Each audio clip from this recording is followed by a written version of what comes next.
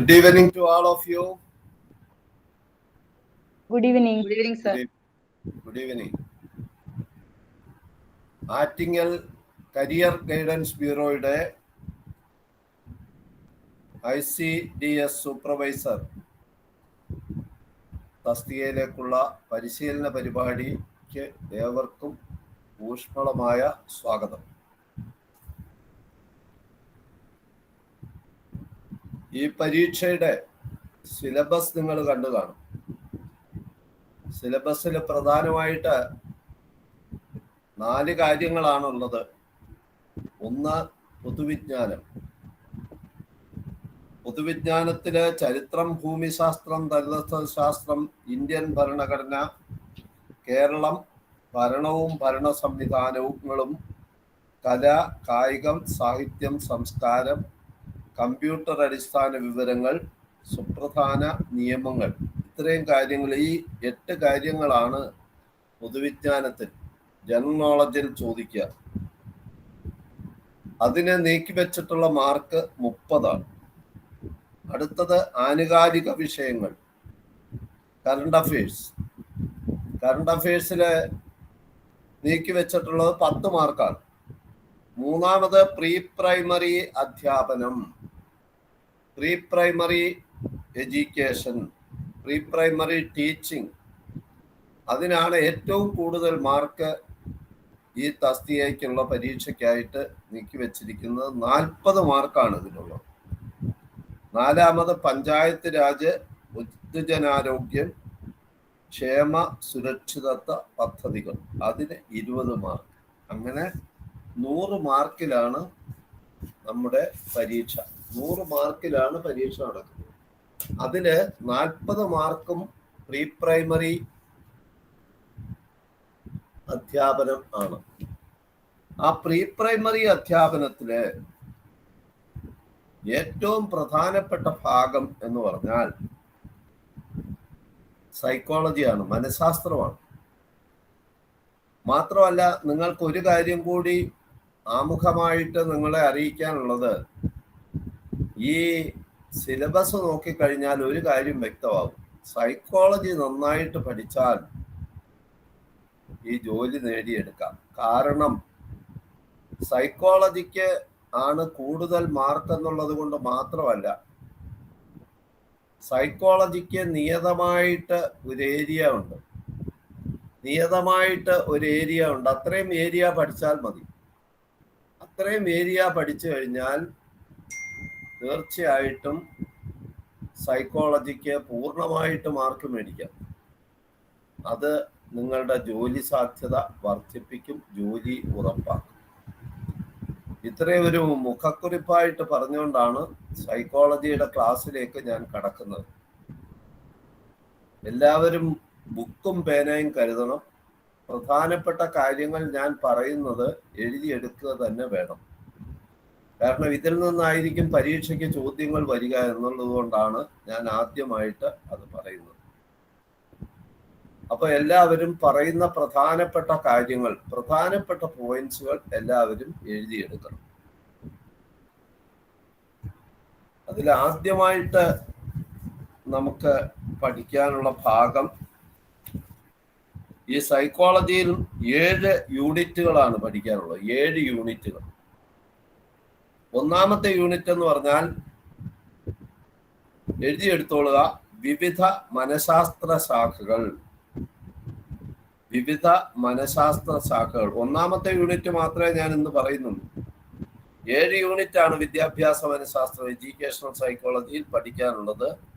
അതിലെ ഒന്നാമത്തെ യൂണിറ്റ് വിവിധ മനഃശാസ്ത്ര ശാഖകൾ, മനഃശാസ്ത്ര പഠന രീതികൾ,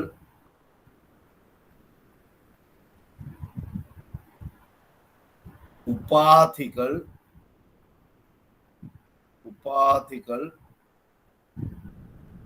വിദ്യാഭ്യാസ മനഃശാസ്ത്രജ്ഞർ,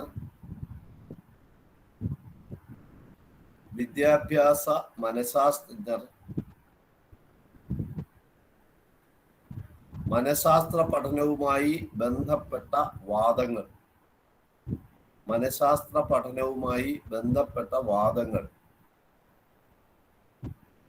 ഇത്രയും കാര്യങ്ങളാണ് ഒന്നാമത്തെ യൂണിറ്റിൽ പഠിക്കാനുള്ളത്. വിവിധ മനഃശാസ്ത്ര ശാഖകൾ, മനഃശാസ്ത്ര പഠന രീതികൾ, ഉപാധികൾ, വിദ്യാഭ്യാസ മനഃശാസ്ത്രജ്ഞർ, മനഃശാസ്ത്ര പഠനവുമായി ബന്ധപ്പെട്ട വാദങ്ങൾ, ഇത്രയും കാര്യങ്ങൾ മാത്രമാണ് ഒന്നാമത്തെ യൂണിറ്റില് നമുക്ക് പഠിക്കാനുള്ളത്. ഇത്തരത്തിൽ 7 യൂണിറ്റാണ് നിങ്ങളുടെ സിലബസിൽ പഠിക്കാൻ നിശ്ചയിച്ചിട്ടുള്ളത്. 7 സിലബസ്, 7 യൂണിറ്റുകൾ. സിലബസിൽ 7 യൂണിറ്റുകളാണുള്ളത്. അതിൽ ഒന്നാമത്തെ യൂണിറ്റാണ് ഞാൻ ഇന്ന് വായിച്ചു തന്നത്. ആ യൂണിറ്റിലേക്ക് കടക്കും മുമ്പ് ആമുഖമായിട്ട് നമ്മൾ അറിഞ്ഞിരിക്കേണ്ട ഒരു കാര്യമുണ്ട്. ആമുഖമായിട്ട് നമ്മൾ അറിഞ്ഞിരിക്കേണ്ടത് എന്താണ് മനഃശാസ്ത്രം എന്നാണ്. ആമുഖമായിട്ട് അറിഞ്ഞിരിക്കേണ്ട എന്താണ് മനഃശാസ്ത്രം.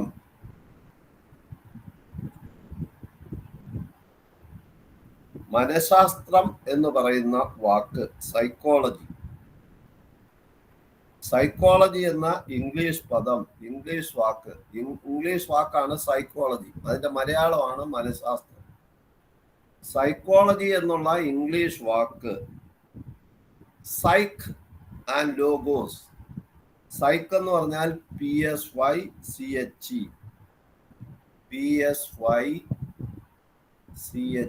Psyche,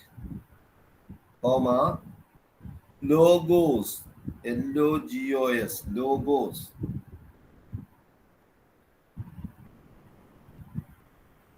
psyche, logos. Psyche spelling PSYCHE, psyche. Logos spelling LOGOS. എന്നീ 2 ഗ്രീക്ക് ഭാഷാ പദങ്ങളിൽ നിന്നാണ് സൈക്കോളജി എന്ന പദം രൂപം കൊണ്ടിട്ടുള്ളത്. അപ്പൊ ഇവിടെ ആ പദങ്ങൾ മാത്രം അറിഞ്ഞാൽ പോരാ, അത് ഏത് ഭാഷയാണെന്നും അറിയണം. ഏത് ഭാഷയാ? സൈക്കും ലോഗോസും ഗ്രീക്ക് ഭാഷാ പദങ്ങളാണ്. ഏത് ഭാഷയാ?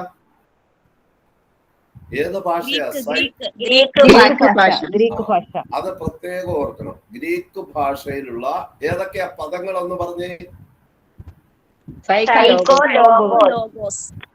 ഒന്നുകൂടെ പറ.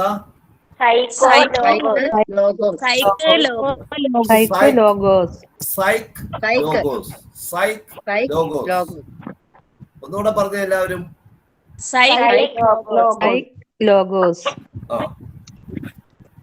ഈ 2 ഏത് ഭാഷയിലെ പദങ്ങളാ? അതിൽ നിന്നാണ് സൈക്കോളജി. ഏത് ഭാഷയാണ് സൈക്കോളജി? മനഃശാസ്ത്രം. അല്ലെ, സൈക്കോളജി എന്ന് പറയുന്ന ഏത് ഭാഷയാ?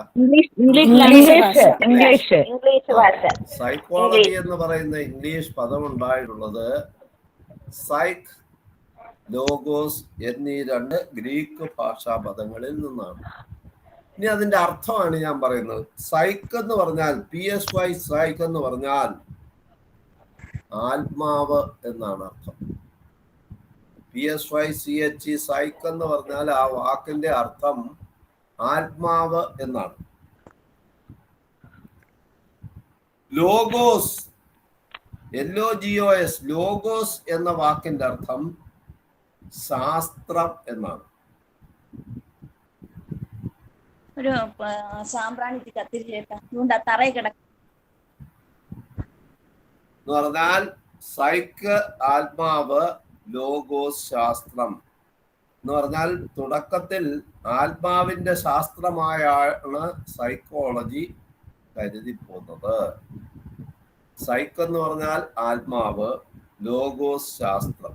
തുടക്കത്തിൽ ആത്മാവിന്റെ ശാസ്ത്രമായിട്ടാണ് സൈക്കോളജി കരുതിപ്പോകുന്നത് എന്നർത്ഥം. ഈ പറഞ്ഞ കാര്യങ്ങൾ ഇത്രയും ഞാനൊന്ന് പറയും.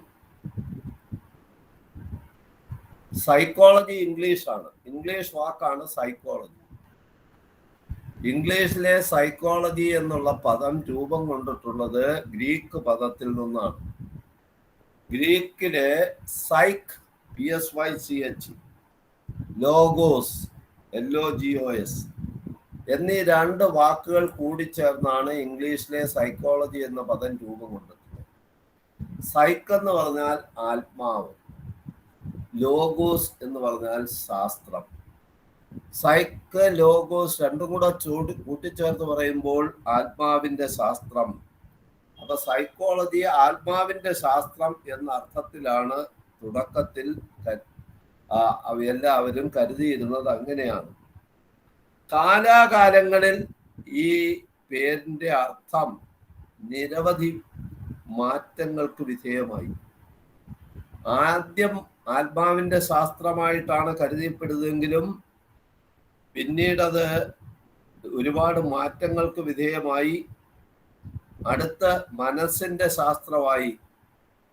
ആത്മാവിന്റെ ശാസ്ത്രം മാറിയിട്ട് മനസ്സിന്റെ ശാസ്ത്രമായിട്ട് കരുതാൻ തുടങ്ങി. രണ്ടാമത്തെ അർത്ഥം എന്ന് പറഞ്ഞാൽ മനസ്സിന്റെ ശാസ്ത്രം. ആദ്യത്തെ അർത്ഥം ആത്മാവിന്റെ ശാസ്ത്രം, രണ്ടാമത്തെ അർത്ഥം മനസ്സിന്റെ ശാസ്ത്രം. മൂന്നാമത് ബോധമണ്ഡലത്തിന്റെ ശാസ്ത്രം. ബോധമണ്ഡലം, മനസ്സില് പല മണ്ഡലങ്ങളുണ്ട്. ബോധമണ്ഡലമുണ്ട്, ഉപബോധമണ്ഡലമുണ്ട്, അബോധമണ്ഡലമുണ്ട്. ഇങ്ങനെ 3 തലങ്ങളുണ്ട് മനസ്സിന്. ബോധതലം, ഉപബോധതലം, അബോധതലം എന്ന് 3 തലങ്ങൾ മനസ്സിലുണ്ട്. അതില്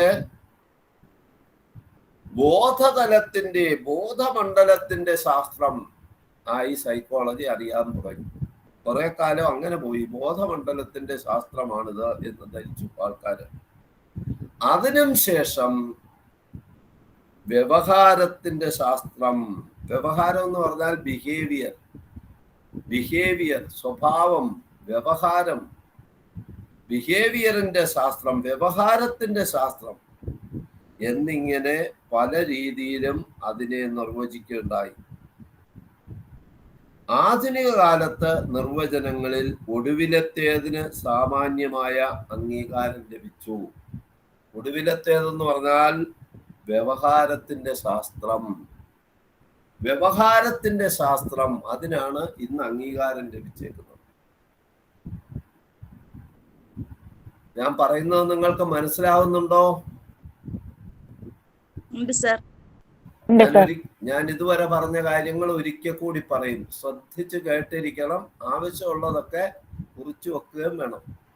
കുറിച്ചെടുക്കുന്നുണ്ടോ? ഉണ്ട് സർ. ആവശ്യമുള്ള കാര്യങ്ങളൊക്കെ നോട്ട് എഴുതി അപ്പോഴപ്പോഴും നോട്ട് എഴുതി എടുത്തോണം. ആദ്യം തൊട്ട് ഞാൻ ഇതുവരെ പറഞ്ഞ കാര്യങ്ങൾ ഒരിക്കൽ കൂടി പറയാൻ പോവാണ്. സൈക്കോളജി എന്ന് പറയുന്ന ഇംഗ്ലീഷ് വാക്ക് സൈക്ക്, ലോഗോസ് എന്നീ ഗ്രീക്ക് വാക്കുകളിൽ നിന്നാണ് രൂപം കൊണ്ടത്. സൈക്ക് എന്ന് പറഞ്ഞാൽ അതിന്റെ അർത്ഥം ആത്മാവെന്നാണ്. ലോഗോസ് എന്ന് പറഞ്ഞാൽ അതിന്റെ അർത്ഥം ശാസ്ത്രമെന്നാണ്. എന്ന് പറഞ്ഞാൽ ആത്മാവിന്റെ ശാസ്ത്രമായിട്ടാണ് സൈക്കോളജിയെ കരുതപ്പെട്ടത്. അപ്പൊ ഒന്ന് ആത്മാവിന്റെ ശാസ്ത്രം. കുറെ നാള് കഴിഞ്ഞപ്പോൾ ആൾക്കാര് മനസ്സിലാക്കി ഇത് ആത്മാവിനെ എന്റെ ശാസ്ത്രമല്ല, പിന്നീട് മനസ്സിന്റെ ശാസ്ത്രമായിട്ട് ഇതിനെ കണക്കാക്കാൻ തുടങ്ങി. അപ്പൊ 2 മനസ്സിന്റെ ശാസ്ത്രം. അത് കഴിഞ്ഞ് കുറെ കാലം കൂടെ കഴിഞ്ഞപ്പോൾ ആ ഒരു ധാരണയും മാറി. ബോധമണ്ഡലത്തിന്റെ ശാസ്ത്രം ആയിട്ടാണ് ഇതിനെ കരുതാൻ തുടങ്ങി. ബോധമണ്ഡലത്തിന്റെ ശാസ്ത്രം, അതാണ് മൂന്നാമത്തെ ധാരണ. ഇത് ബോധമണ്ഡലത്തിന്റെ ശാസ്ത്രമായിട്ട് മൂന്നാമത് കാണാൻ തുടങ്ങി. 4ാമത് അവിടുന്ന് പോയി. ആത്മാവിന്റെ മണ്ഡലം മാറി, മനസ്സിന്റെ ശാസ്ത്രം മാറി, ബോധമണ്ഡലത്തിന്റെ ശാസ്ത്രം മാറി. 4ാമത് ഇപ്പോൾ ധരിച്ചു വെച്ചേക്കുന്നത് വ്യവഹാരത്തിന്റെ, ബിഹേവിയർ, പെരുമാറ്റത്തിന്റെ, വ്യവഹാരത്തിന്റെ ശാസ്ത്രമാണ് മനഃശാസ്ത്രം എന്നാണ്. ഈ അവസാനത്തെ വാദം, ധാരണയാണ് ഇന്നും ജനഹൃദയങ്ങളിൽ നിൽക്കുന്നത്. എന്ന് പറഞ്ഞാൽ ഇത് വ്യവഹാരത്തിന്റെ ശാസ്ത്രമാണ് എന്നുള്ള ധാരണയാണ് ജനഹൃദയങ്ങളിൽ ഇന്ന് നിലനിൽക്കുന്നത്. ഇന്ന് നിലനിൽക്കുന്ന ധാരണ സൈക്കോളജി എന്ന് പറഞ്ഞാൽ വ്യവഹാരത്തിന്റെ ശാസ്ത്രമാണ് എന്നുള്ള ധാരണയിലാണ് ഇന്ന് നിലനിൽക്കുന്നത്. അടുത്ത ഓരോന്നിനെ പറ്റിയും അല്പം ഒന്ന് വിശദമായിട്ട് നമ്മൾ പഠിക്കാൻ പോവാ. 4 ധാരണകളെ പറ്റി പറഞ്ഞു. ആത്മാവിന്റെ ശാസ്ത്രം, മനസ്സിന്റെ ശാസ്ത്രം, ബോധമണ്ഡലത്തിന്റെ ശാസ്ത്രം, വ്യവഹാരത്തിന്റെ ശാസ്ത്രം. അതിനെപ്പറ്റിയൊക്കെ അല്പം കൂടി വിശദമായിട്ട് നമ്മളൊന്ന് മനസ്സിലാക്കാൻ ശ്രമിക്കുകയാണ്.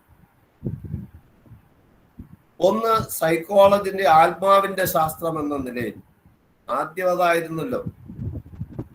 Plato, Aristotle. പ്ലേറ്റോയും അരിസ്റ്റോട്ടിലൊക്കെ ഗ്രീക്ക് ചിന്തകന്മാരാണ്. ഗ്രീക്ക് എന്ന് പറഞ്ഞാൽ ഗ്രീക്ക് സംസ്കാരം ലോകത്തിന് ഒരുപാട് സംഭാവനകൾ നൽകിയിട്ടുള്ള ഒരു സംസ്കാരമാണ് ഗ്രീക്ക് സംസ്കാരം. Socrates, Plato, Aristotle, Alexander, Diogenes, അങ്ങനെ പോകുന്നു. ഗ്രീക്ക് ചിന്തകന്മാരുടെ ഒരു നീണ്ട പട്ടിക. ലോകത്തിന് ഒരുപാട് ചിന്തകന്മാരെ, ദാർശനികരെ സംഭാവന ചെയ്ത ഒരു രാജ്യമാണ് ഗ്രീസ്. ആ ഗ്രീക്കിലെ ചിന്തകന്മാരായ പ്ലേറ്റോ, അദ്ദേഹത്തിന്റെ ശിഷ്യനായ അരിസ്റ്റോട്ടിൽ തുടങ്ങിയവരാണ് മനഃശാസ്ത്രത്തെ ആത്മാവിന്റെ ശാസ്ത്രമായി വ്യാഖ്യാനിക്കുകയും അതിനെ പഠിക്കുകയും ചെയ്തത്. അപ്പോ ആദ്യം ഓർക്കേണ്ട കാര്യം, നമ്മള് സൈക്കോളജി എന്ന് പറഞ്ഞാൽ ആത്മാവിന്റെ ശാസ്ത്രം എന്നതിനെ പറ്റിയാണ് മനസ്സിലാക്കാൻ ശ്രമിക്കുന്നത്. സൈക്കോളജിയെ ആത്മാവിന്റെ ശാസ്ത്രം എന്ന് വിലയിരുത്തിയ 2 ഫിലോസഫേഴ്സ് എന്ന് പറഞ്ഞാൽ 2 സൈക്കോളജിസ്റ്റ് അല്ല, 2 ഫിലോസഫേഴ്സ്, ഗ്രീക്ക് ചിന്തകന്മാരായിട്ടുള്ള പ്ലേറ്റോയും അദ്ദേഹത്തിന്റെ ശിഷ്യനായിട്ടുള്ള അരിസ്റ്റോട്ടിലുമാണ്. പക്ഷെ ആത്മാവിന്റെ സ്വഭാവം എന്താണ്? ആത്മാവിനെ നിങ്ങൾ കണ്ടിട്ടുണ്ടോ എന്നുള്ള ചോദ്യങ്ങളൊക്കെ വന്നുടനെ അതിനുള്ള മറുപടി നൽകാൻ കൃത്യമായിട്ട് സാധിക്കാണ്ട് വന്നു. അതുകൊണ്ട് തന്നെ ആത്മാവിന്റെ അടിസ്ഥാനത്തിൽ മനഃശാസ്ത്രത്തിന് നൽകിയിരുന്ന നിർവചനം കാലക്രമേണ ആൾക്കാർ തള്ളിക്കളഞ്ഞു. ആത്മാവിന്റെ ശാസ്ത്രം, എവിടാണോ ആത്മാവിരിക്കുന്നത്, നിങ്ങൾ എന്റെ ആത്മാവിനെ ഒന്ന് കാണിച്ചതാ എന്നൊക്കെ പറഞ്ഞതോടുകൂടി, അതിന് സാധ്യമല്ലാതെ വന്നതോടുകൂടി ആത്മാവിന്റെ ശാസ്ത്രമാണ് മനഃശാസ്ത്രം എന്ന ധാരണയ്ക്ക് മാറ്റം വന്നു. ഞാൻ ഒന്നാമത് പറഞ്ഞ സൈക്കോളജി ആത്മാവിന്റെ ശാസ്ത്രം ഒരിക്കൽ കൂടി പറയാം. ഗ്രീക്ക് ചിന്തകന്മാരായിട്ടുള്ള പ്ലേറ്റോയും അദ്ദേഹത്തിന്റെ ശിഷ്യനായിട്ടുള്ള അരിസ്റ്റോട്ടിലുമാണ് മനഃശാസ്ത്രത്തെ ആത്മാവിന്റെ ശാസ്ത്രമായി വ്യാഖ്യാനിക്കുകയും പ്രചരിപ്പിക്കുകയും ചെയ്തത്. പക്ഷെ ആത്മാവ് എവിടെയാണെന്ന് കാണിക്കാൻ സാധിക്കാതെ വന്നു. ആത്മാവിനെ കാണിച്ചു കൊടുക്കാൻ കഴിയാതെ വന്നു. ആത്മാവിന്റെ ശാസ്ത്രമാണ് സൈക്കോളജി എന്ന് പറയുന്നു. ആത്മാവെന്ന് പറഞ്ഞാൽ എന്താണ്? അത് എവിടെ ഇരിക്കുന്നു? അത്തരം ചോദ്യങ്ങൾക്ക് ഉത്തരം കിട്ടാതെ വന്നതോടുകൂടി ആൾക്കാര് ഈ നിർവചനം പാടെ ഉപേക്ഷിച്ചു. സൈക്കോളജി മനസ്സിന്റെ ശാസ്ത്രമായിട്ട് ആൾക്കാർ കരുതാൻ തുടങ്ങി. സൈക്കോളജിയെ മനസ്സിന്റെ ശാസ്ത്രമായിട്ട് ആൾക്കാർ കരുതാൻ തുടങ്ങി.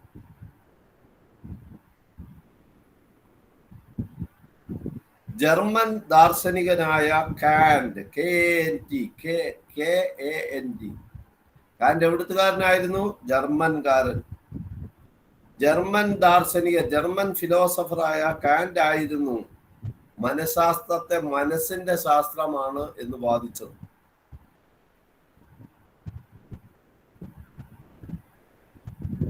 മധ്യകാല യുഗത്തിലെ മറ്റ് ദാർശനികരും ഈ സങ്കല്പത്തോട് യോജിച്ചു. ആ കാലഘട്ടത്തിലെ മറ്റ് ഫിലോസഫേഴ്സും കാന്റിന്റെ അഭിപ്രായത്തോട് യോജിച്ചു. പക്ഷെ കുറെ നാൾ എന്നപ്പോഴത്തേക്ക് മനസ്സിന്റെ യഥാർത്ഥ സവിശേഷതയെയും രൂപത്തെയും സൂക്ഷ്മമായി വിവരിക്കാൻ അവർക്കും കഴിഞ്ഞില്ല. ആത്മാവ് എവിടെ എന്ന് ചോദിച്ചിട്ട് മറുപടി പറയാൻ കഴിഞ്ഞ പോലെ മനസ്സെവിടെ എന്ന് എടുത്തു കാണിക്കാൻ അവർക്കും കഴിഞ്ഞില്ല. തന്മൂലം മനസ്സിന്റെ ശാസ്ത്രമാണ് സൈക്കോളജി എന്ന നിർവചനത്തിലും അധിക നാൾ നിലനിൽപ്പുണ്ടായില്ല. കുമാരി അനിത,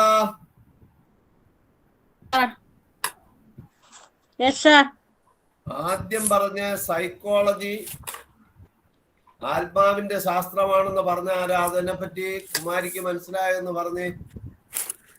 ആദ്യം പറഞ്ഞത് ഗ്രീക്ക് ചിന്തകന്മാരായ പ്ലേറ്റോയും അദ്ദേഹത്തിന്റെ ശിഷ്യനായ അരിസ്റ്റോട്ടിലുമാണ് ആത്മാവിന്റെ ശാസ്ത്രം എന്ന് വ്യാഖ്യാനിച്ചത്. എന്താ നിലനിൽക്കാതെ പോയതിന്റെ കാര്യം എന്താ കുമാരി അനിത? നിലനിൽക്കാതെ പോയത് സാറേ, അതിന് തിരിച്ച് ചോദ്യങ്ങളുണ്ടായി. ആത്മാവ് എവിടെയാണെന്നും ആത്മാവിനെ കാണിച്ചു തരണമെന്നും ഒക്കെ ഉള്ള സംസാരങ്ങൾ വന്നതോടുകൂടിയാണ് അത് മാറിയിട്ട് അടുത്ത ചിന്തകന്മാരെ മനസ്സിന്റെ ശാസ്ത്രമായിട്ട് വ്യാഖ്യാനിച്ചു. Very good, very good Anitha. Anitha നന്നായിട്ട് മനസ്സിലാക്കിയിരിക്കുന്നു കാര്യങ്ങൾ. രഞ്ജിനി, കാര്യങ്ങൾ മനസ്സിലാവുന്നുണ്ടോ രഞ്ജിനി? ആത്മാവിന് ഈ സൈക്കോളജിയെ മനസ്സിന്റെ ശാസ്ത്രമായിട്ട് കണക്കാക്കാൻ തുടങ്ങിയത് ആരാണ്? എന്താണ് അതിന് കാര്യം? എന്ന തത്വചിന്തകനാണ്. എവിടുത്തുകാരനായിരുന്നു അദ്ദേഹം? അദ്ദേഹം ജർമ്മൻകാരനായിരുന്നു. മധ്യകാല യുഗത്തിലെ മറ്റു തത്വചിന്തകരും അതിനോട് യോജിച്ചു. അങ്ങനെ കുറെ കാലം അങ്ങനെ പോയി. കുറച്ച് കാലങ്ങൾക്ക് ശേഷം ഇതും നിലവിൽ നിന്ന് മാറിപ്പോയി. മനസ്സിലെ ചോദ്യചിഹ്നമായി. ഇതും ചോദ്യം ചെയ്യപ്പെട്ടു.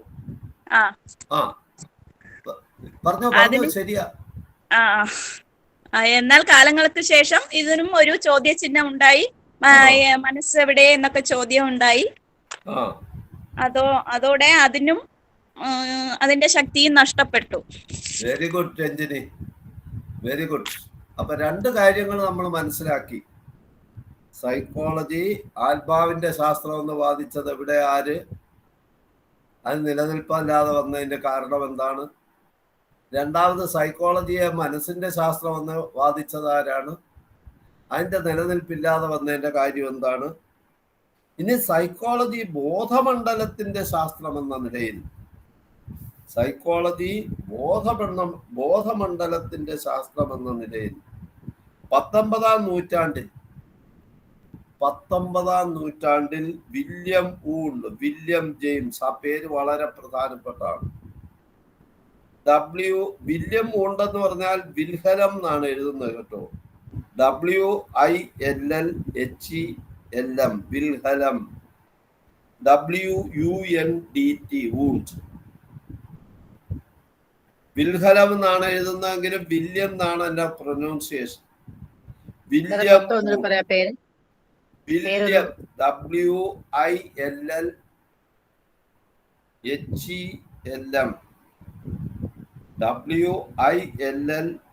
WILLHELM, വിൽഹലം എന്നാണ് എഴുതുന്നതെങ്കിലും വില്യം എന്നാണ് പറയുന്നത്.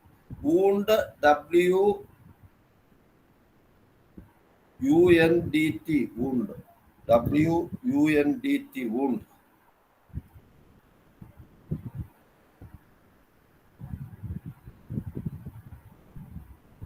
അതേപോലെ തന്നെ William James, William WILLHELM, William James, JAMES, William James തുടങ്ങിയ മനഃശാസ്ത്രജ്ഞർ സൈക്കോളജിയെ ബോധമണ്ഡലത്തിന്റെ ശാസ്ത്രമായി പരിഗണിച്ചു തുടങ്ങി. ആരൊക്കെയാ സൈക്കോളജിയെ ബോധമണ്ഡലത്തിന്റെ ശാസ്ത്രമായിട്ട് പരിഗണിച്ചു തുടങ്ങിയത്? വില്യം ഊണ്ട്, വില്യം ജെയിംസ് തുടങ്ങിയവർ. സൈക്കോളജിയെ മനസ്സിന് 3 തലങ്ങളുണ്ട്. ബോധതലം, ഉപബോധതലം, അബോധതലം എന്ന് 3 തലങ്ങളുണ്ട് മനസ്സിന്. അതിൽ ബോധതലത്തിന്റെ ശാസ്ത്രമായി, ബോധമണ്ഡലത്തിന്റെ ശാസ്ത്രമായി സൈക്കോളജിയെ കരുതാൻ തുടങ്ങി ആരൊക്കെ? വില്യം ഊണ്ടും വില്യം ജെയിംസും. എന്നാൽ ക്രമേണ ഈ നിർവചനവും നിരസിക്കപ്പെട്ടു. മനസ്സിന്റെ ബോധമണ്ഡലത്തെ മാത്രമല്ല, ഉപബോധമണ്ഡലത്തെയും അബോധമണ്ഡലത്തിലെയും മണ്ഡലത്തെയും ആ ശാസ്ത്രം പരിഗണിക്കുന്നുണ്ട് എന്നതായിരുന്നു ഈ തിരസ്കാരത്തിന് കാരണം. ഒരിക്കൽ കൂടി ഞാൻ പറയാം, അതുവരെ മനസ്സിന്റെ ശാസ്ത്രം എന്ന നിലയിലാണ് സൈക്കോളജിയെ കരുതി പോകുന്നത് കാന്റിന്റെ അഭിപ്രായ പ്രകാരം. അതിനെ ആരൊക്കെ ചോദ്യം ചെയ്തു? വില്യം വൂണ്ടും വില്യം ജെയിംസും ഒക്കെ ചോദ്യം ചെയ്തു. സൈക്കോളജിയെ ബോധമണ്ഡലത്തിന്റെ ശാസ്ത്രമായിട്ടാണ് അവർ പരിഗണിച്ചത്.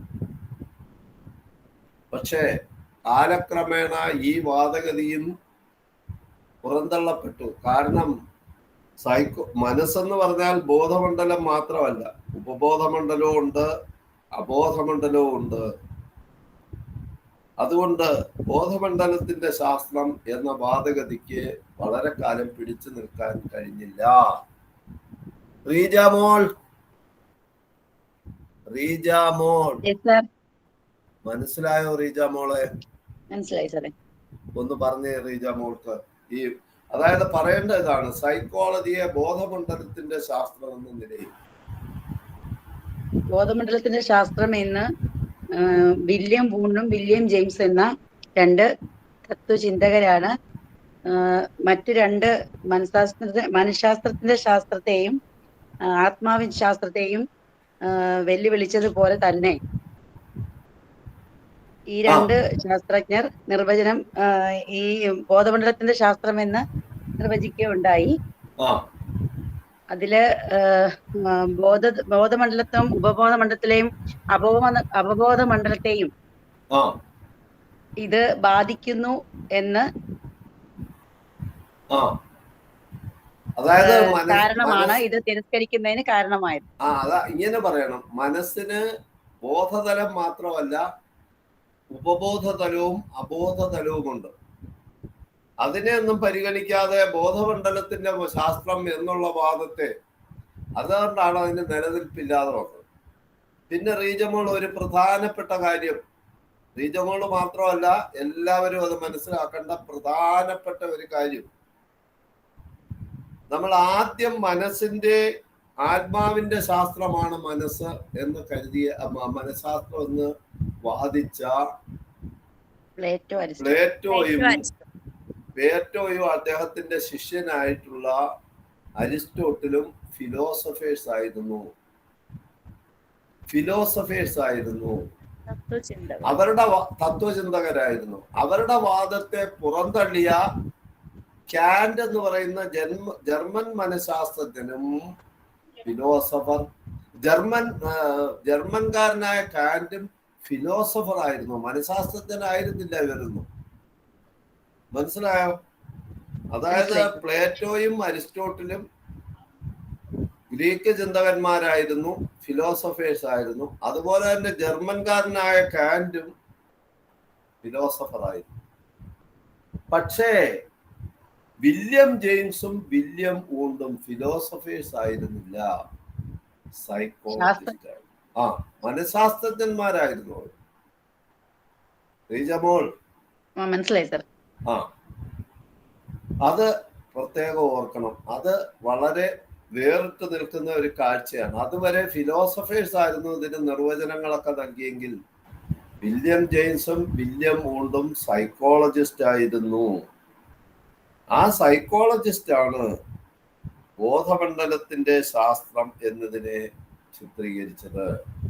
പിന്നെ എന്തുകൊണ്ടാണ് ആ അവകാശവാദം നിരസിക്കപ്പെട്ടതെന്ന് പറഞ്ഞാൽ, മനസ്സിന് ബോധതലം മാത്രമല്ല ബോധമണ്ഡലവും അബോധമണ്ഡലവും ഉള്ളതുകൊണ്ട്. ഓക്കെ, ഇനി അടുത്ത് അത് നിരസിച്ചുകൂടി സൈക്കോളജി വ്യവഹാരത്തിന്റെ ശാസ്ത്രം എന്ന നിലയിൽ അറിയപ്പെടാൻ തുടങ്ങി. 20-ാം നൂറ്റാണ്ടിന്റെ, അപ്പൊ 19-ാം നൂറ്റാണ്ടിലായിരുന്നു വില്യം ജെയിംസും വില്യം വൂണ്ടും ഒക്കെ ആ രണ്ട് മനഃശാസ്ത്രജ്ഞന്മാർ ബോധമണ്ഡലത്തിന്റെ ശാസ്ത്രം എന്ന് പറഞ്ഞതെങ്കിൽ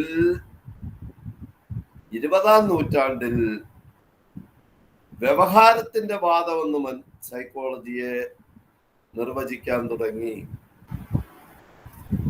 അപ്പോഴാണ് വ്യവഹാരം എന്ന് പറഞ്ഞാൽ ബിഹേവിയറിന്റെ വ്യവഹാരത്തിന്റെ ശാസ്ത്രമാണ് സൈക്കോളജി എന്ന് നിർവചിച്ചതിൽ പ്രധാന വ്യക്തി JB വാട്സൺ. ആ പേര് നിങ്ങൾ ഒരിക്കലും മറന്നുപോകരുത് കേട്ടോ. ബാക്കി എന്ത് മറന്നുപോയാലും ആ പേര് മറന്നു പോകാൻ പാടില്ല. JB വാട്സൺ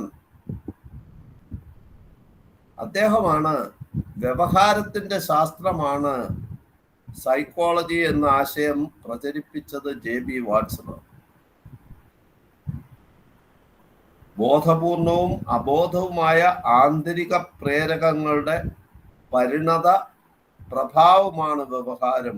അതിനെ വസ്തുനിഷ്ഠമായി നിരീക്ഷിക്കാനും അളക്കാനും കഴിയും എന്നൊക്കെ വാദിച്ചതോടുകൂടി ആ വാദത്തിന് ഒരു നിലനിൽപ്പുണ്ടായി.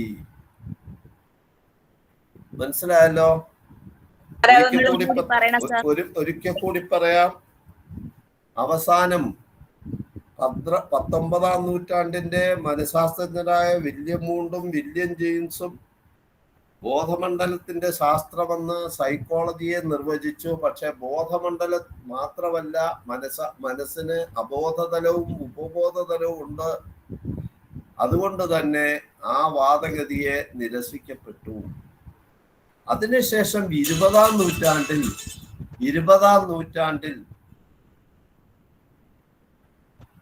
ഒരു മിനിറ്റ്. ഹലോ,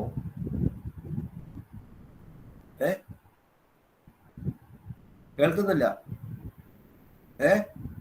ആ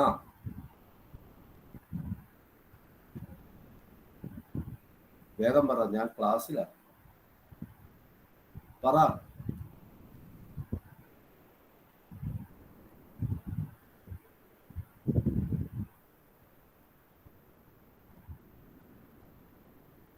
അത് കൂടുതലാ. ആ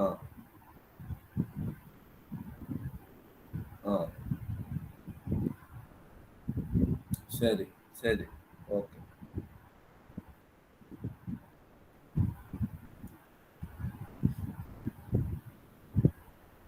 അപ്പോ വില്യം വൂണ്ടും വില്യം ജെയിംസും 19-ാം നൂറ്റാണ്ടിൽ പറഞ്ഞത് ബോധമണ്ഡലത്തിന്റെ ശാസ്ത്രമാണ് മനഃശാസ്ത്രം എന്നാണ്.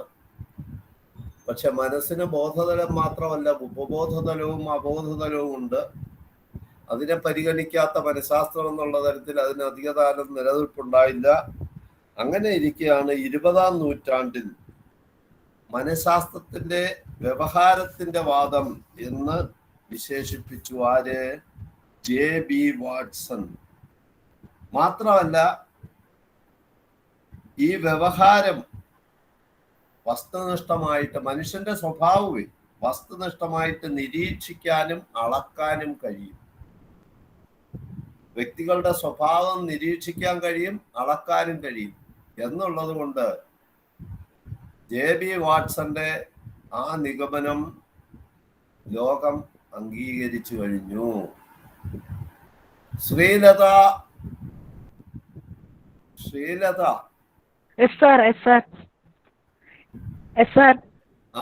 കേൾക്കുന്നുണ്ട് ശ്രീലത? പറയട്ടെ സാർ. പറഞ്ഞോളൂ ശ്രീലത. 20-ാം നൂറ്റാണ്ടില് JB വാട്സൺ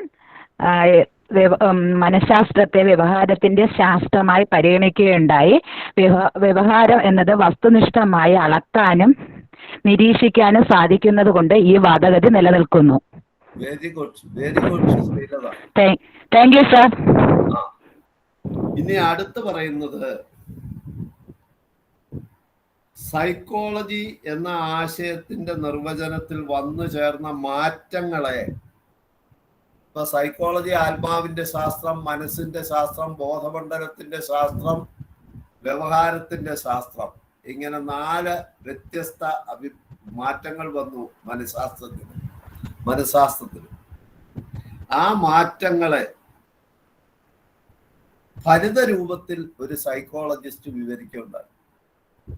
ഫലിത രൂപത്തിൽ അദ്ദേഹം പറഞ്ഞത്, അതൊന്ന് ഞാൻ പറയാം, നിങ്ങളൊന്ന് എഴുതി വെച്ചോളാം. ആദ്യം സൈക്കോളജിക്ക് അതിൻ്റെ ആത്മാവ് നഷ്ടമായി. ആദ്യം സൈക്കോളജിക്ക് അതിന്റെ ആത്മാവ് നഷ്ടമായി, പിന്നെ അതിന് മനസ്സ് നഷ്ടമായി.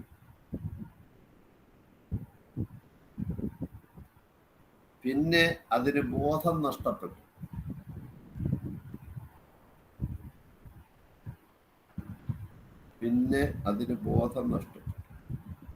ഇപ്പോഴും അതിന് ഏതോ തരത്തിലുള്ള വ്യവഹാരം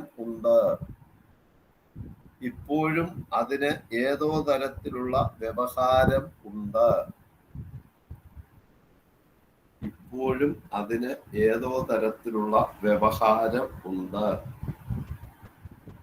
ഈ വാചകം പറഞ്ഞത് R.S. വുഡ്വർത്ത് ആണ്. R.S.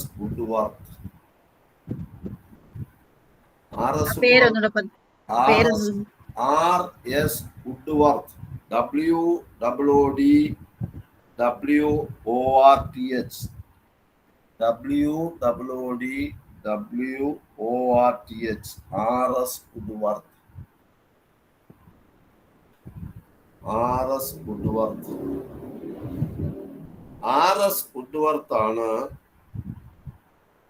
ആദ്യം സൈക്കോളജിക്ക് അതിന്റെ ആത്മാവ് നഷ്ടമായി, പിന്നെ അതിന് മനസ്സ് നഷ്ടമായി, പിന്നെ അതിന് ബോധം നഷ്ടപ്പെട്ടു.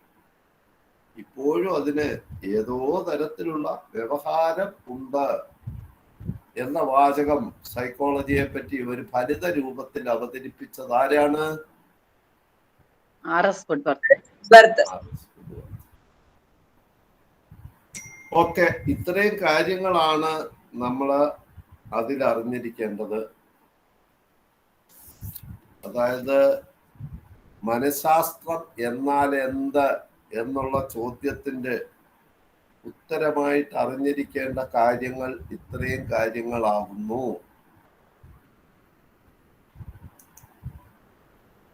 ഇനി ഞാൻ ഓരോരുത്തരോട് ചോദിക്കും. അലൻ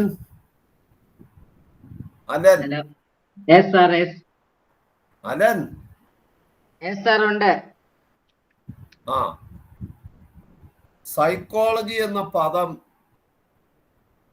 ഏത് ഭാഷയിലെ ഏത് വാക്കുകളിൽ നിന്നാണ് അലൻ രൂപം കൊണ്ടിട്ടുള്ളത്?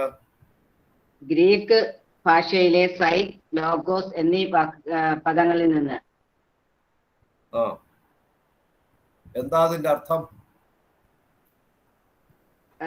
സൈക് ആത്മാവ്, ലോഗോസ് ശാസ്ത്രം. Very good Alan. എന്നീ പദങ്ങളിൽ നിന്നാണ് സൈക്കോളജി എന്ന ഇംഗ്ലീഷ് പദം ഉണ്ടായത്. Very good Alan. അടുത്ത ചോദ്യം അലനോടല്ല. അലൻ മ്യൂട്ട് ചെയ്തോ അലൻ.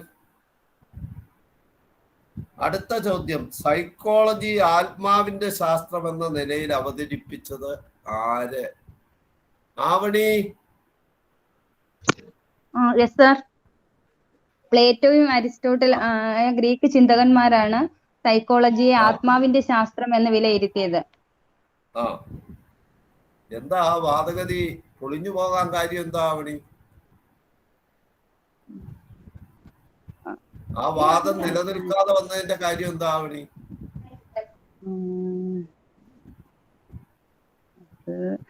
സൈക്കോളജി ആത്മാവിന്റെ ശാസ്ത്രമായി വിലയിരുത്തിയത് പ്ലേറ്റോയും അരിസ്റ്റോട്ടിലും ആണ്.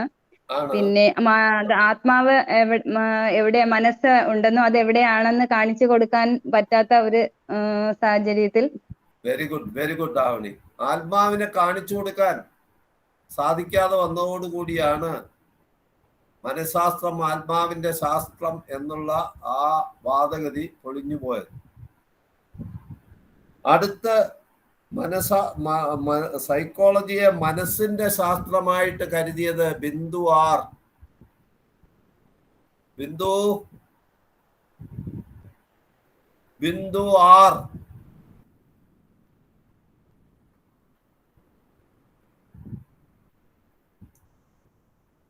സാധാ ബിന്ദു പറഞ്ഞേ. സാധാ ബിന്ദു. ബിന്ദു ഇനിഷ്യൽ ഇല്ലാത്ത ബിന്ദു പറ.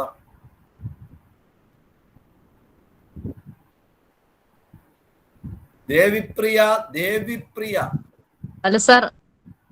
ഹലോ ബിന്ദു ആണ് സാർ. ആ ബിന്ദു ആറാണോ അതോ ബിന്ദു ആണോ? വെറും ബിന്ദുവാണ്. ബിന്ദു എസ്. ആ യെസ് ബിന്ദു. ഞാൻ ചോദിച്ചത് സൈക്കോളജിയെ മനഃശാസ്ത്രം എന്ന നിലയിൽ കണ്ടത് ആരാ ബിന്ദു? ജർമ്മൻ ദാർശനികനായ ഇമാനുവൽ കാന്റാണ് മനസ്സിന്റെ ശാസ്ത്രം എന്ന നിലയിൽ വിലയിരുത്തിയത് സൈക്കോളജി. പിന്നെ എന്തിനാ അതിന് നിലനിൽപ്പില്ലാതെ വരാൻ കാര്യം എന്താ? മനസ്സിനെ കാണിച്ചു കൊടുക്കാനോ അല്ലെങ്കിൽ അത് എവിടെയാണെന്നോ കാണിക്കാൻ പറ്റാത്ത ചിന്തകന്മാരുടെ വാദഗതിയിൽ അത് തോൽക്കുകയും അത് മനഃശാസ്ത്രം ബോധമണ്ഡലത്തിന്റെ ശാസ്ത്രം എന്ന നിലയിൽ വിലയിരുത്താനും തുടങ്ങി. ആ ബോധമണ്ഡലത്തിന്റെ ശാസ്ത്രം എന്ന നിലയിൽ വിലയിരുത്താൻ തുടങ്ങിയത് അംഗീകരിക്കാതെ വന്നു. ബോധമണ്ഡലം മാത്രമല്ല മനസ്സിനുള്ളത്, ഉപബോധമണ്ഡലവും അബോധമണ്ഡലവും മനസ്സിനുണ്ടെന്നും അതും മനഃശാസ്ത്രത്തിലെ പഠന വിഷയമാണ്. അത് അടുത്ത ആൾ പറയട്ടെ. ദേവിപ്രിയ ദേവിപ്രിയ, ഈ മനസ്സ് സൈക്കോളജിയെ ബോധമണ്ഡലത്തിന്റെ ശാസ്ത്രം എന്ന് വിശേഷിപ്പിച്ചത് ആരൊക്കെയാ ദേവിപ്രിയ? വില്യം ജെയിംസും വില്യം വൂണ്ടും. അവര് ആരായിരുന്നു? വില്യം ജെയിംസും വില്യം വൂണ്ടും ഒക്കെ ശാസ്ത്രജ്ഞന്മാരായിരുന്നു. എന്ത് ശാസ്ത്രജ്ഞന്മാർ? മനഃശാസ്ത്രജ്ഞന്മാരായിരുന്നു. മനഃശാസ്ത്രം. ആ വാദം നിലനിൽക്കാതെ വന്നതിന്റെ കാര്യം എന്താ ദേവിപ്രിയ? മനസ്സിന് ബോധതലം കൂടാതെ അപബോധതലവും ഉപബോധതലവും ഉണ്ട്. അത് പറയാനായിട്ട് അവർക്ക് സാധിച്ചില്ല. ഓക്കെ മനഃശാസ്ത്രത്തെ വ്യവഹാരത്തിന്റെ ശാസ്ത്രം എന്ന് വിശേഷിപ്പിക്കാൻ തുടങ്ങി. ഗീത ബിജു. ഈ വ്യവഹാരത്തിന്റെ ശാസ്ത്രമായിട്ട് മനഃശാസ്ത്രത്തെ അവതരിപ്പിക്കുകയും പ്രചരിപ്പിച്ചതും? സർ, 20-ാം നൂറ്റാണ്ടിൽ ജെ ബി വോക്സൺ ആണ് വ്യവഹാരത്തിന്റെ ശാസ്ത്രമെന്ന് സൈക്കോളജിയെ വിശേഷിപ്പിച്ചത്. മാത്രമല്ല ഇത് വ്യവഹാരം വസ്തുനിഷ്ഠമായും നിരീക്ഷിക്കാനും അളക്കാനും കഴിയും. അതുകൊണ്ട് ഈ വാദഗതി നിലകൊണ്ടു. Very good Geetha, very good. ഇനി അടുത്ത ഗീതമ്മ ശശിധരനോടാ ചോദിക്കുന്നത്. ഗീതമ്മ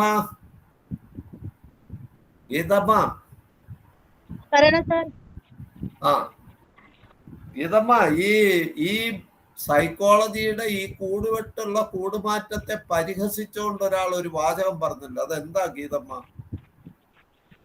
ആദ്യം സൈക്കോളജിക്ക് ആത്മാവ് നഷ്ടമായി, പിന്നീട് മനസ്സ് നഷ്ടമായി, അത് ശേഷം ബോധം നഷ്ടമായി എന്ന് പറഞ്ഞത് ഇപ്പോഴും അതിനൊരു വ്യവഹാരം ഉണ്ട് എന്ന് പറഞ്ഞത് R.S. വുഡ്വർത്ത് ആയിരുന്നു.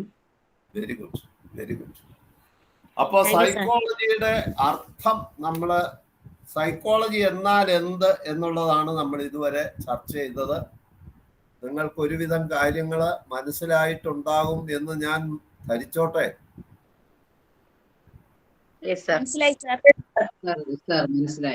ഞാൻ പറയുന്നത് നിങ്ങൾക്ക് മനസ്സിലാവുന്നില്ലേല് നിങ്ങൾ അപ്പൊ എന്നോട് ചോദിക്കണം കേട്ടോ.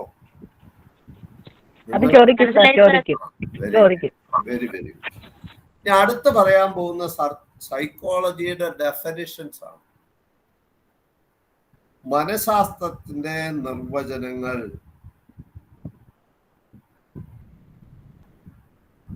മനഃശാസ്ത്രത്തിന്റെ നിർവചനങ്ങൾ ഒരു 2-3 നിർവചനം അറിഞ്ഞാൽ മതി. അതൊക്കെ ഒന്ന് എഴുതി വെച്ചോണം. ഒന്നാമത്തെ നിർവചനം, മനഃശാസ്ത്രം മാനവ വ്യവഹാരങ്ങളുടെയും മനുഷ്യബന്ധങ്ങളുടെയും പഠനമാണ്. മനഃശാസ്ത്രം മാനവ വ്യവഹാരങ്ങളുടെയും മനുഷ്യബന്ധങ്ങളുടെയും പഠനമാണ്.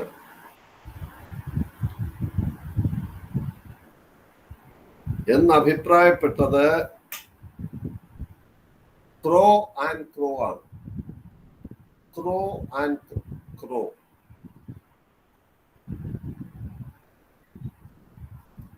ക്രോ ആൻഡ് ക്രോ. സാർ ആ പേര് ഒന്നുകൂടെ പറയണേ സാർ.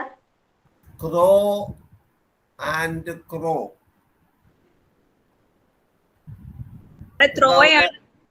ക്രോയാണോ സാർ? ക്രോ ക്രോ കാക്ക എന്ന് പറയത്തില്ലേ, അതേ ക്രോ. ക്രോ. ക്രോ ആൻഡ് ക്രോ. ക്രോ ആൻഡ് ക്രോ പറഞ്ഞേക്കുന്ന മനഃശാസ്ത്രം മാനവ വ്യവഹാരങ്ങളുടെയും മനുഷ്യബന്ധങ്ങളുടെയും നിർവചനമാണ്, പഠനമാണ്. മനഃശാസ്ത്രം മാനവ വ്യവഹാരങ്ങളുടെയും മനുഷ്യബന്ധങ്ങളുടെയും പഠനമാണ് എന്ന് മനഃശാസ്ത്രത്തെ നിർവചിച്ചത് ആരാ? ക്രോ ആൻഡ് ക്രോ. ക്രോ ആൻഡ് ക്രോ. അടുത്ത 2, മനഃശാസ്ത്രം ബാഹ്യലോകവുമായി സമ്പർക്കം പുലർത്തുന്ന ജീവികളുടെ വ്യവഹാരത്തിന്റെ ശാസ്ത്രീയ പഠനമാണ്. ഞാൻ ഒരിക്കൽ കൂടി പറയാം. മനഃശാസ്ത്രം ബാഹ്യലോകവുമായി സമ്പർക്കം പുലർത്തുന്ന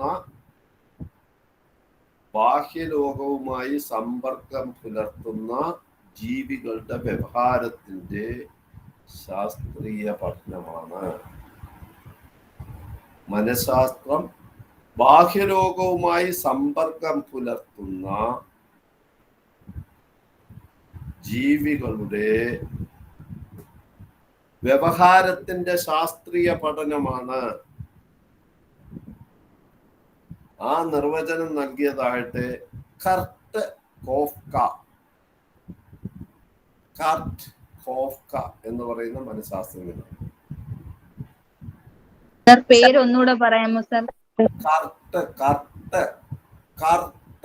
കോഫ്ക.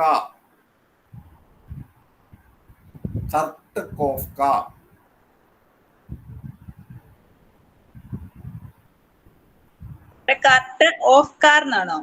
അല്ലല്ല, Kurt കോഫ്ക. Kurt കോഫ്ക.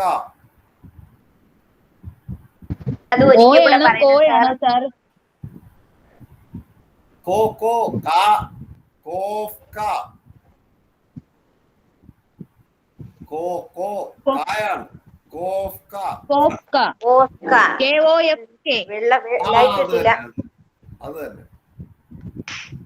Kurt കോഫ്ക. CURT Kurt, Koffka KOFKA കോഫ്ക.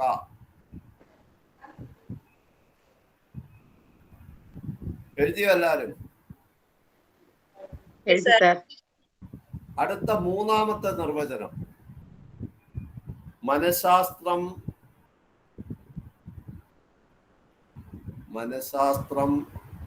വ്യവഹാരത്തിന്റെയും അനുഭവത്തിന്റെയും ശാസ്ത്രമാണ്.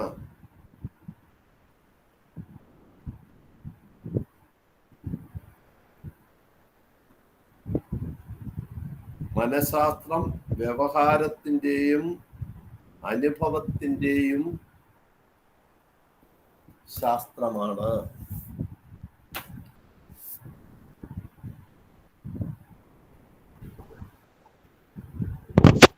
സാർ രണ്ടാമത്തെ ഒന്നുകൂടെ പറയണം സാർ, കേൾക്കാൻ പറ്റിയില്ല.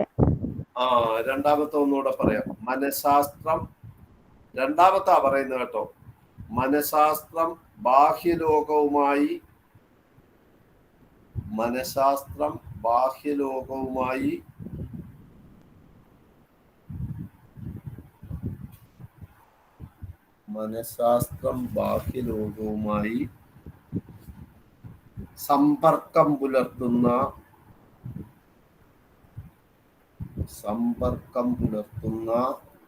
സമ്പർക്കം പുലർത്തുന്ന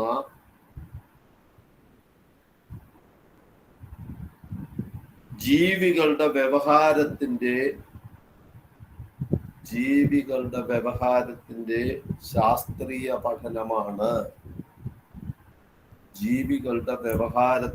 ശാസ്ത്രീയ പഠനമാണ്. അത് പറഞ്ഞത് Kurt CURT Kurt Koffka KOFKA Kurt കോഫ്കയാണ് അത് പറഞ്ഞത്.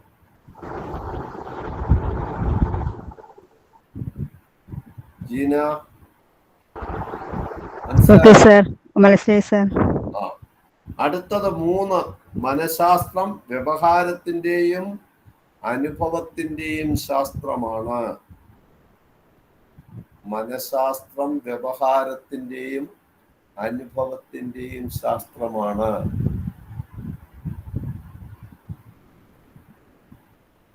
B.F. സ്കിന്നർ ആണത് പറഞ്ഞത്. B.F. Skinner. B for boy, F for food. B.F. Skinner. B.F. സ്കിന്നറുടെ അഭിപ്രായത്തിൽ മനഃശാസ്ത്രം വ്യവഹാരത്തിന്റെയും അനുഭവത്തിന്റെയും ശാസ്ത്രമാണ്. പേരൊന്നുകൂടെ പറയൂ sir. B.F. Skinner. B for ball, F for fan. B.F. Skinner.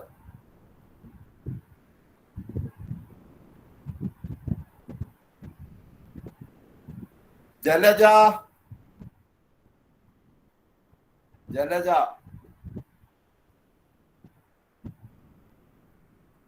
Jayalakshmi.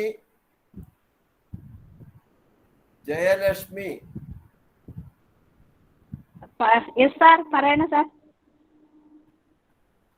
Crow and ക്രോ മനഃശാസ്ത്രത്തെ എങ്ങനെയാണ് ജയലക്ഷ്മി നിർവചിച്ചത്? മനഃശാസ്ത്രം മാനവ വ്യവഹാരങ്ങളുടെയും മനുഷ്യബന്ധങ്ങളുടെയും പഠനമാണ് എന്ന് അഭിപ്രായപ്പെട്ടതാണ് ക്രോ ആൻഡ് ക്രോ എന്ന മനഃശാസ്ത്രം. Very good.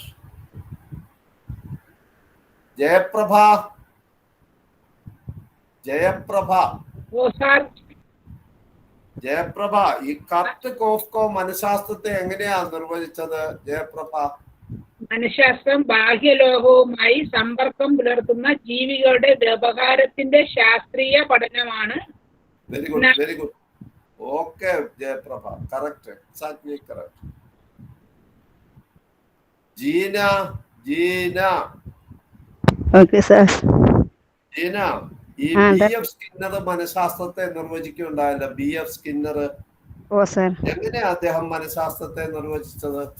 മനഃശാസ്ത്രം വ്യവഹാരത്തിന്റെയും അനുഭവത്തിന്റെയും ശാസ്ത്രമാണ് എന്നാണ് B.F. സ്കിന്നർ പറഞ്ഞത്. Okay very good.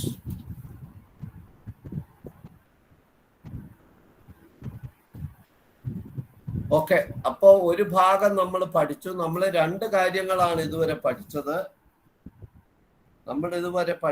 2 കാര്യങ്ങൾ. ഒന്നാമത് പഠിച്ചത് മനഃശാസ്ത്രം എന്നാൽ എന്ത് എന്നാണ് ഒന്നാമത് പഠിച്ചത്. രണ്ടാമത് പഠിച്ചത് മനഃശാസ്ത്രത്തിന്റെ നിർവചനങ്ങളാണ് പഠിച്ചത്. ഒരുപാട് പേര് നിർവചിച്ചിട്ടുണ്ട്. നമുക്ക് പ്രധാനപ്പെട്ട 3 നിർവചനങ്ങളെ ആവശ്യമുള്ളൂ. 2 or 3 അറിഞ്ഞിരുന്നാൽ മതി. അതാണ് നമ്മൾ 3 നിർവചനങ്ങൾ പഠിച്ചത്. ഇനി അടുത്ത പ്രധാനപ്പെട്ട ഹോട്ടിംഗ് വിവിധ മനഃശാസ്ത്ര ശാഖകൾ.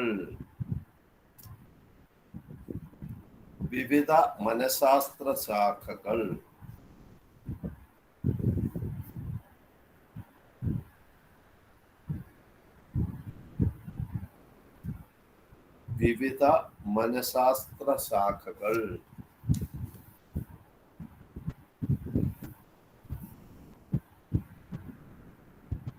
മനഃശാസ്ത്രത്തെ പഠനത്തിനായിട്ട് വ്യത്യസ്ത ശാഖകളായിട്ട് വേർതിരിച്ചിട്ടുണ്ട്.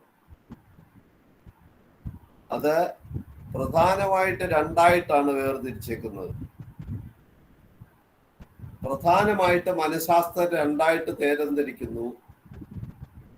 കേവല മനഃശാസ്ത്രം ഒന്ന് എഴുതിക്കോളുക. കേവല മനഃശാസ്ത്രം ബ്രാക്കറ്റിൽ pure psychology, PURE pure psychology എന്നും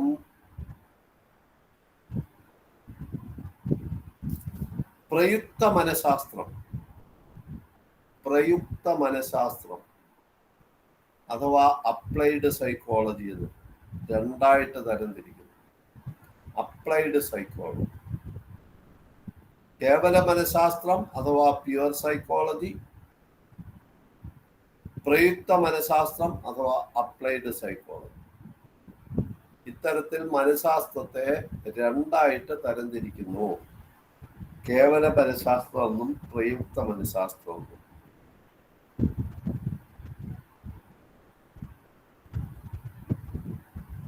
അപ്പം psychology can broadly be classified into two: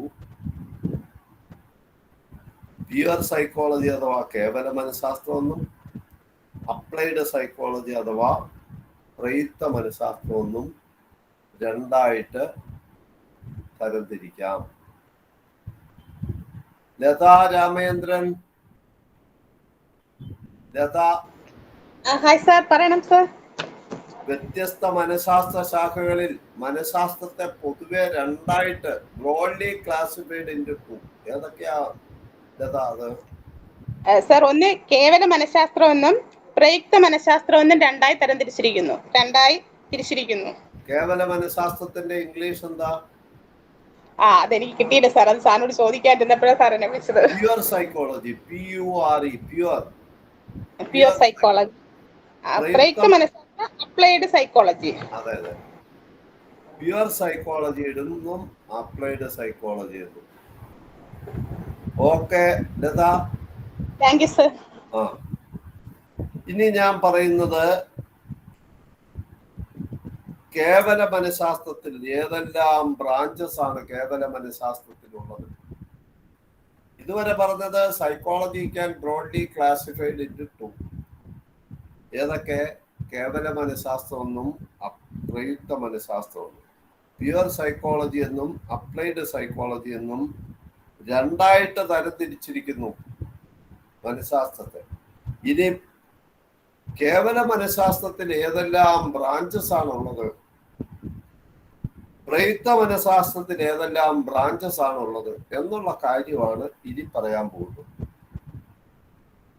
കേവല മനഃശാസ്ത്രം എന്ന് എഴുതി ഒരു അണ്ടർലൈൻ ഇടുക.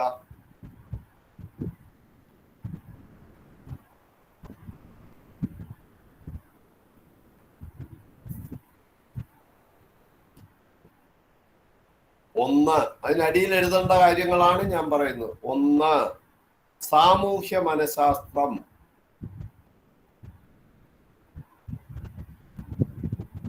സാമൂഹ്യ മനഃശാസ്ത്രം.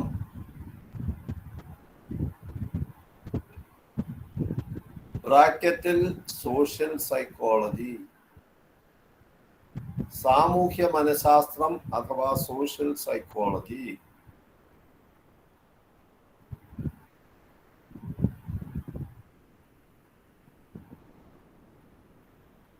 രണ്ട്, അപസാമാന്യ മനഃശാസ്ത്രം. രണ്ട്, അപസാമാന്യ മനഃശാസ്ത്രം.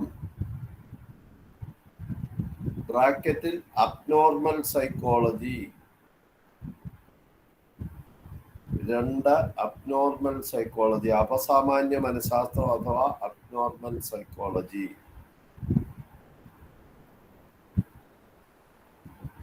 മൂന്ന്, ആജീവനാന്ത വികാസ മനഃശാസ്ത്രം. ആജീവനാന്ത വികാസ മനഃശാസ്ത്രം. ബ്രാക്കറ്റിൽ ലൈഫ് സ്പാൻ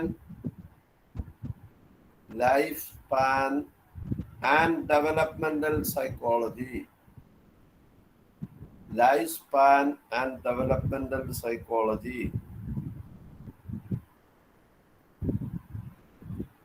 നാല്, പരിസര മനഃശാസ്ത്രം. നാല്, പരിസര മനഃശാസ്ത്രം. ബ്രാക്കറ്റിൽ എൻവയൺമെന്റൽ സൈക്കോളജി. ബ്രാക്കറ്റിൽ എൻവയൺമെന്റൽ സൈക്കോളജി.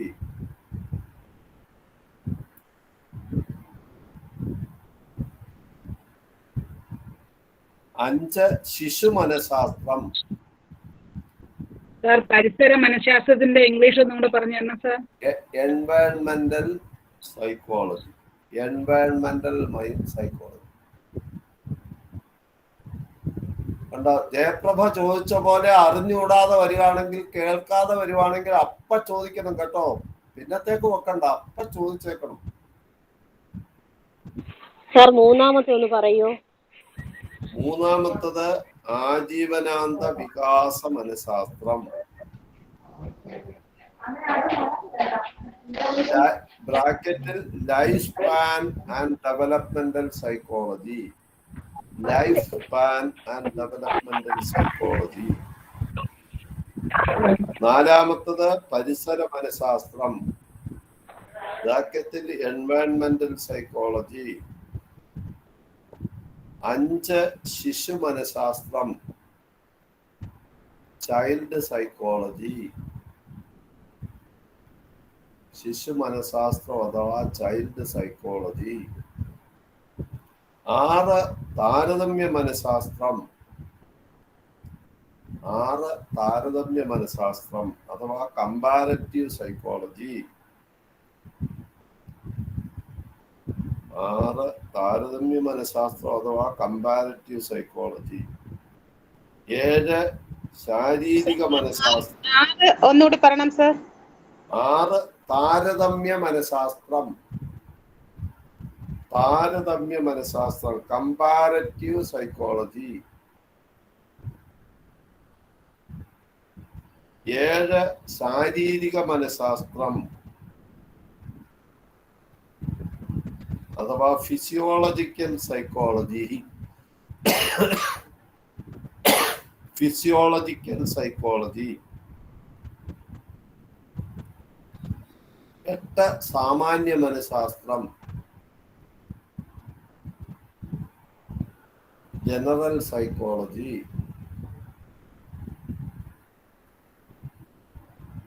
8 സാമാന്യ മനഃശാസ്ത്രം അഥവാ ജനറൽ സൈക്കോളജി.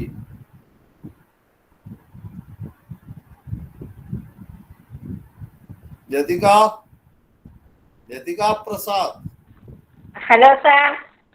ലതിക മനസ്സിലായോ? ലതിക 8 എണ്ണത്തിന്റെ പേര് പ്യുവർ സൈക്കോളജി. മനസ്സിലായി സാർ. കേവല മനഃശാസ്ത്രം അഥവാ പ്യുവർ സൈക്കോളജിയുടെ 8 ബ്രാഞ്ചുകൾ ഏതൊക്കെയാ ലതിക? ഒന്ന് സാമൂഹ്യ മനഃശാസ്ത്രം അഥവാ സോഷ്യൽ സൈക്കോളജി. അപസാമാന്യ മനഃശാസ്ത്രം അത് അബ്നോർമൽ സൈക്കോളജി.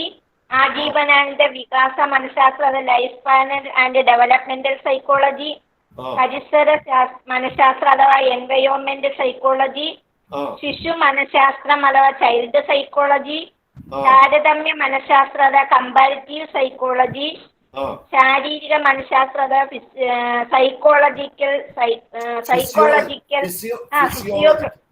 Physiological psychology. സാമാന്യ മനഃശാസ്ത്രം അഥവാ general psychology. Very good Lathika.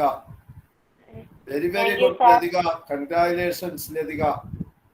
Thank you sir. Lathika നന്നായിട്ട് അവതരിപ്പിച്ചു. ഇനി അടുത്ത് പ്രയുക്ത മനഃശാസ്ത്രം അഥവാ അപ്ലൈഡ് സൈക്കോളജി എന്നൊരു ഹെഡിങ് എഴുതിക്കേ. പ്രയുക്ത മനഃശാസ്ത്രം അഥവാ അപ്ലൈഡ് സൈക്കോളജി എന്നൊരു ഹെഡിങ് എഴുതുക.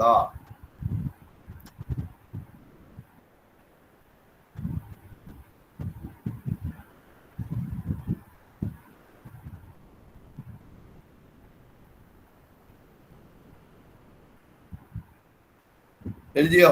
പ്രയുക്ത മനഃശാസ്ത്രം അഥവാ അപ്ലൈഡ് സൈക്കോളജി ഹെഡിങ് എഴുതിയോ? ഒരു അടിവര ഇടുക.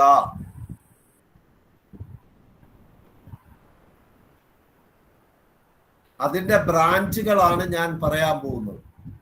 ആ ഹെഡിങ്ങിന്റെ താഴെ അതൊന്നൊന്നായിട്ട് അങ്ങോട്ട് എഴുതി വെക്കണം. 1 ജ്ഞാതൃ മനഃശാസ്ത്രം. ജ്ഞാതൃ മനഃശാസ്ത്രം. ജ്ഞാതൃ മനഃശാസ്ത്രം.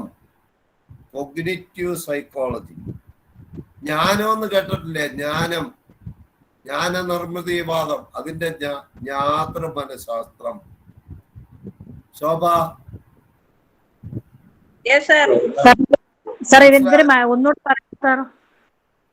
ജ്ഞാതൃ മനഃശാസ്ത്രം. ജ്ഞാനം എന്ന് പറഞ്ഞിട്ടില്ലേ? ജ്ഞാന നിർമ്മിതിവാദം.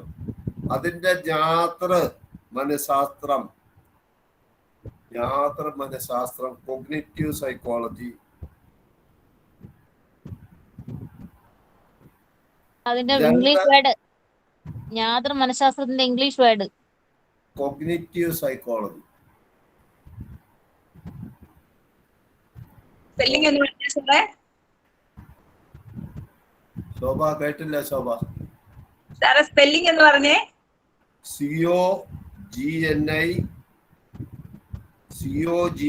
COGNITIV cognitive psychology.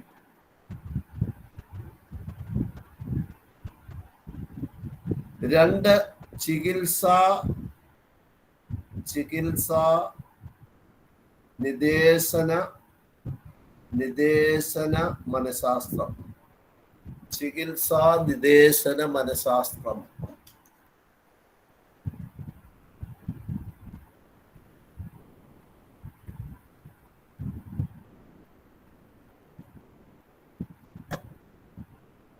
ചികിത്സാ നിദേശന മനഃശാസ്ത്രം.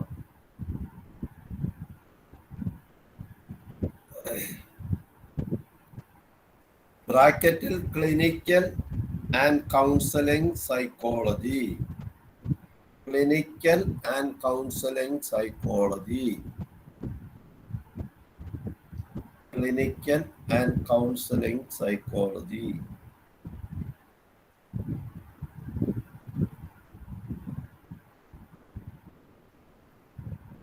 മൂന്ന് വ്യാവസായിക സംഘടനാ മനഃശാസ്ത്രം. വ്യാവസായിക സംഘടനാ മനഃശാസ്ത്രം.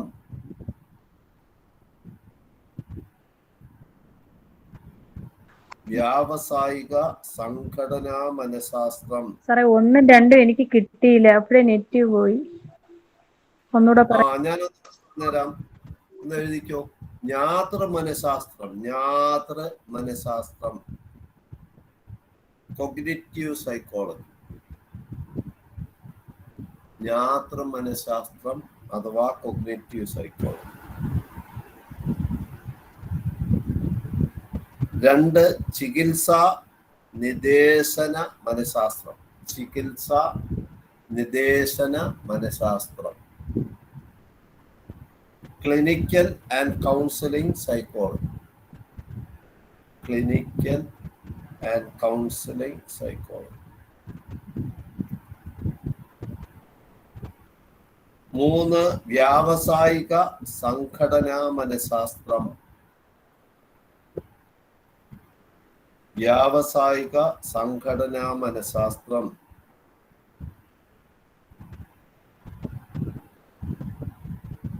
Industrial and organisational psychology.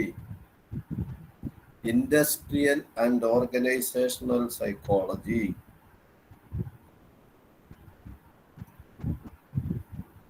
നാല് ജനിതക മനഃശാസ്ത്രം. ജനിതക മനഃശാസ്ത്രം.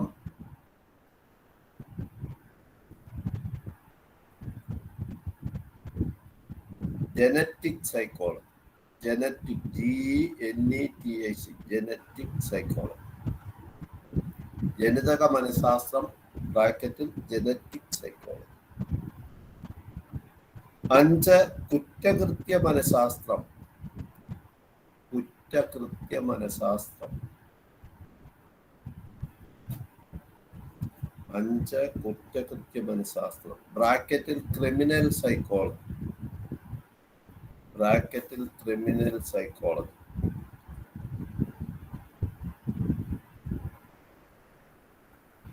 6 സൈനിക മനഃശാസ്ത്രം. 6 സൈനിക മനഃശാസ്ത്രം.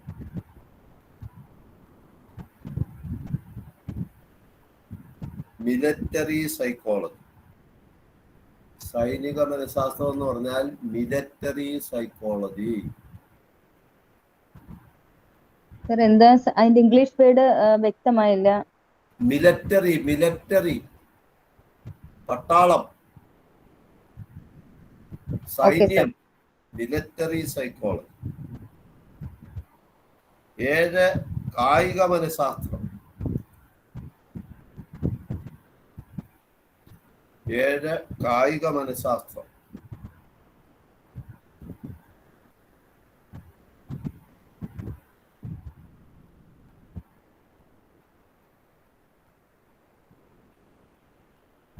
Sports psychology. Sports psychology. Sports psychology.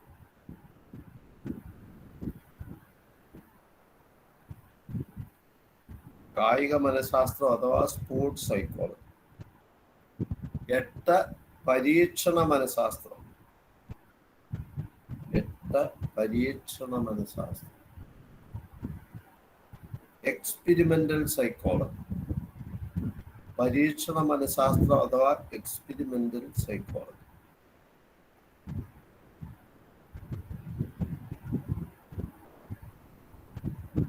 9 നാഡീ മനഃശാസ്ത്രം. എന്താ ഗീത?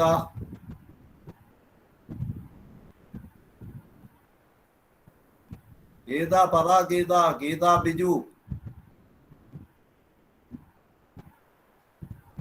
ഗീത ബിജു പറയൂ.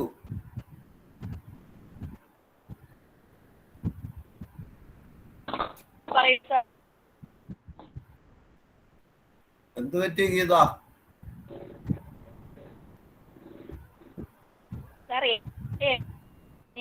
ആ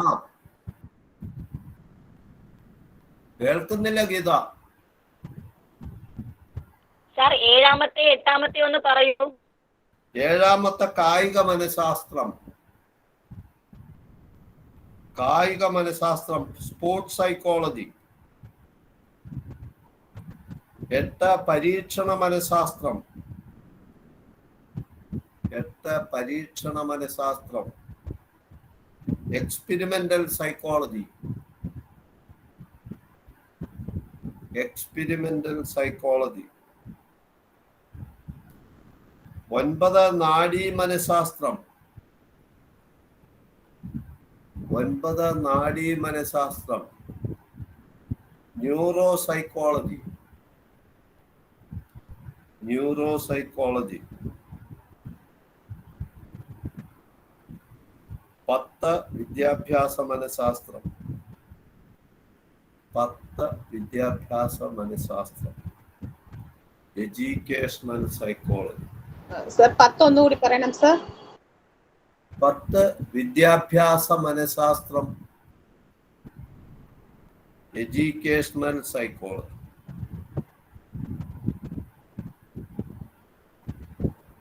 എഡ്യൂക്കേഷണൽ സൈക്കോളജി.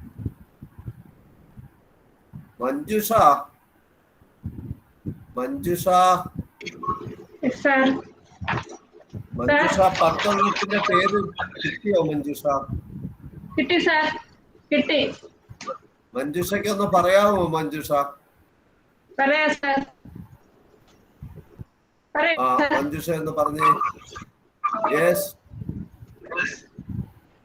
മനഃശാസ്ത്രം, കോഗ്നിറ്റീവ് സൈക്കോളജി, ചികിത്സ നിർദ്ദേശ മനഃശാസ്ത്രം, ക്ലിനിക്കൽ ആൻഡ് കൗൺസിലിംഗ് സൈക്കോളജി, വ്യാവസായിക സംഘടനാ മനഃശാസ്ത്രം, ഇൻഡസ്ട്രിയൽ ആൻഡ് ഓർഗനൈസേഷൻ സൈക്കോളജി, ജനിതക മനഃശാസ്ത്രം, ജനറ്റിക് സൈക്കോളജി, കുറ്റകൃത്യ മനഃശാസ്ത്രം, ക്രിമിനൽ സൈക്കോളജി, സൈനിക മനഃശാസ്ത്രം, മിലിറ്ററി സൈക്കോളജി, കായിക മനഃശാസ്ത്രം, സ്പോർട്സ് സൈക്കോളജി, പരീക്ഷണ മനഃശാസ്ത്രം, എക്സ്പെരിമെന്റൽ സൈക്കോളജി, നാഡി മനഃശാസ്ത്രം, ന്യൂറോ സൈക്കോളജി, വിദ്യാഭ്യാസ മനഃശാസ്ത്രം, എഡ്യൂക്കേഷണൽ സൈക്കോളജി.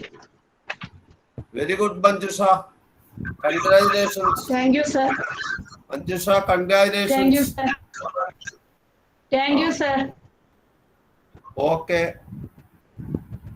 അടുത്തതിന് ഞാൻ ഓരോന്നിനെ പറ്റി അല്പം വിശദം. ഇതുവരെ ഞാൻ പേരാ പറഞ്ഞത്.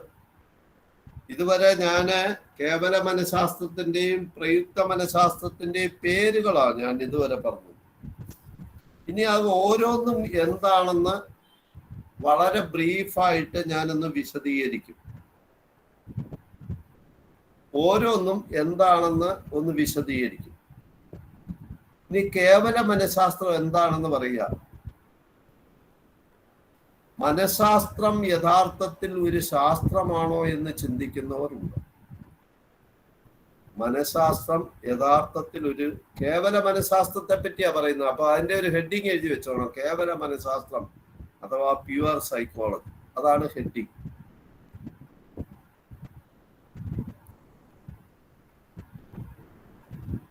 മനഃശാസ്ത്രം യഥാർത്ഥത്തിൽ ഒരു ശാസ്ത്രമാണോ എന്ന് ചിന്തിക്കുന്നവർ. ശാസ്ത്രം നിരീക്ഷണങ്ങളിലും പരീക്ഷണങ്ങളിലും ചരങ്ങളുടെ നിയന്ത്രണത്തിലും അധിഷ്ഠിതമാണ്. ശാസ്ത്രം നിരീക്ഷണങ്ങളിലും പരീക്ഷണങ്ങളിലും ചരങ്ങളുടെ നിയന്ത്രണത്തിലും അധിഷ്ഠിതമാണ്. ചരങ്ങൾ എന്ന് പറഞ്ഞാൽ ഡേറ്റ, അതിന്റെ നിയന്ത്രണം. മനഃശാസ്ത്രം യഥാർത്ഥത്തിൽ ഒരു ശാസ്ത്രമാണോ എന്ന് ചിന്തിക്കുന്നവരുണ്ട്. Full stop. ശാസ്ത്രം നിരീക്ഷണങ്ങളിലും പരീക്ഷണങ്ങളിലും ചരങ്ങളുടെ നിയന്ത്രണത്തിലും അധിഷ്ഠിതമാണ്. Full stop. എന്നാൽ മനഃശാസ്ത്രത്തിൽ ചരങ്ങൾ എന്ന് പറയുന്ന ഡേറ്റ എന്ന് പറയുന്നത്, മനഃശാസ്ത്രത്തിൽ ചരങ്ങൾ മനുഷ്യ മനസ്സുകളായതിനാൽ ഈ നിർദ്ദേശിക്കപ്പെട്ട ഒന്നിനും കൃത്യത ഇല്ല. ഈ നിർദ്ദേശിക്കപ്പെട്ട ഒന്നിനും കൃത്യത മനഃശാസ്ത്രത്തിൽ ഞാൻ ഒന്നുകൂടെ പറയാം. എന്നാൽ മനഃശാസ്ത്രത്തിൽ ഡേറ്റ എന്ന് പറയുന്നത്, ചരങ്ങൾ എന്ന് പറയുന്നത് മനുഷ്യ മനസ്സുകളായതിനാൽ മനഃശാസ്ത്ര ചരങ്ങൾ മനുഷ്യ മനസ്സുകളായതിനാൽ മനഃശാസ്ത്രത്തിന്റെ ഡേറ്റ എന്ന് പറഞ്ഞാൽ മനുഷ്യ മനസ്സുകളായതിനാൽ ഈ നിർദ്ദേശിക്കപ്പെട്ട ഒന്നിനും കൃത്യതയില്ല.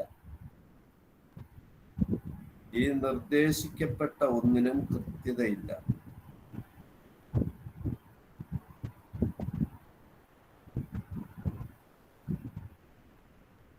ഫുൾ സ്റ്റോപ്പ് കഴിഞ്ഞിട്ട് കാല ദേശ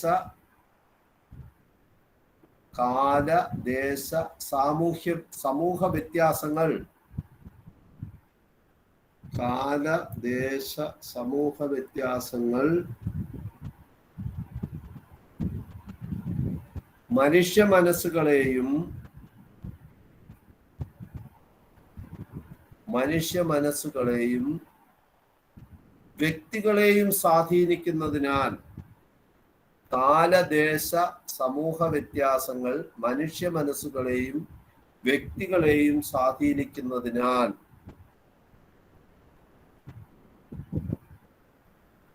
കൃത്യമായ കണ്ടെത്തലുകളും നിരീക്ഷണങ്ങളും സാധ്യമല്ല. കൃത്യമായ കണ്ടെത്തലുകളും നിരീക്ഷണങ്ങളും സാധ്യമല്ല. ഒരിക്കൽ കൂടി പറയാ വാചകം. കാലദേശ സമൂഹ വ്യത്യാസങ്ങൾ മനുഷ്യ മനസ്സുകളെയും വ്യക്തികളെയും സ്വാധീനിക്കുന്നതിനാൽ കൃത്യമായ കണ്ടെത്തലുകളും നിരീക്ഷണങ്ങളും സാധ്യമല്ല.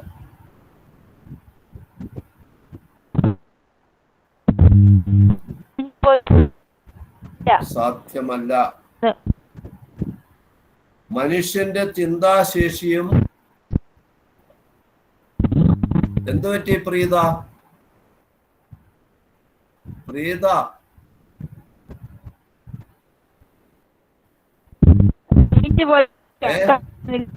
എന്തുപറ്റി പ്രീത?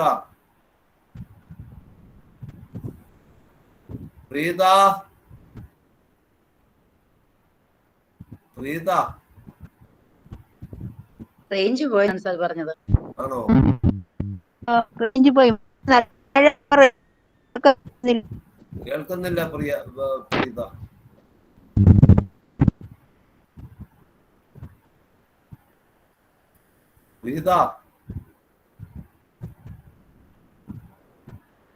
ഇവിടെയൊക്കെ മഴ കാരണം റേഞ്ച് ഇല്ല സാർ. ഇവിടെയൊക്കെ നല്ല മഴയായി. സാറ് പറയണത് മുറിഞ്ഞ് കേൾക്കണുള്ളൂ. ഇവിടെയൊക്കെ ഭയങ്കര മഴയായി. ആണോ? ഓ, എവിടം വരെ കേട്ടു?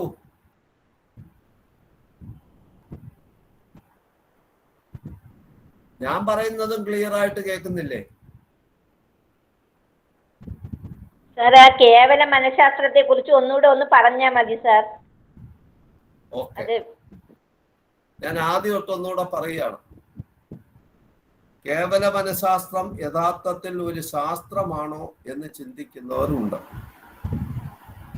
ശാസ്ത്രം നിരീക്ഷണങ്ങളിലും പരീക്ഷണങ്ങളിലും ചരങ്ങളുടെ നിയന്ത്രണത്തിലും അധിഷ്ഠിതമാണ്. എന്നാൽ മനഃശാസ്ത്രത്തിൽ ചരങ്ങൾ മനുഷ്യ മനസ്സുകളായതിനാൽ ഈ നിർദ്ദേശിക്കപ്പെട്ട ഒന്നിനും കൃത്യതയില്ല. കാലദേശ സമൂഹ വ്യത്യാസങ്ങൾ മനുഷ്യ മനസ്സുകളെയും വ്യക്തികളെയും സ്വാധീനിക്കുന്നതിനാൽ കൃത്യമായ കണ്ടെത്തലുകളും നിരീക്ഷണങ്ങളും സാധ്യമല്ല. അവിടെ വരെയാണ് ഞാൻ പറഞ്ഞത്. അടുത്ത ഫുൾ സ്റ്റോപ്പ് കഴിഞ്ഞ് മനുഷ്യന്റെ ചിന്താശേഷിയും കാപട്യവും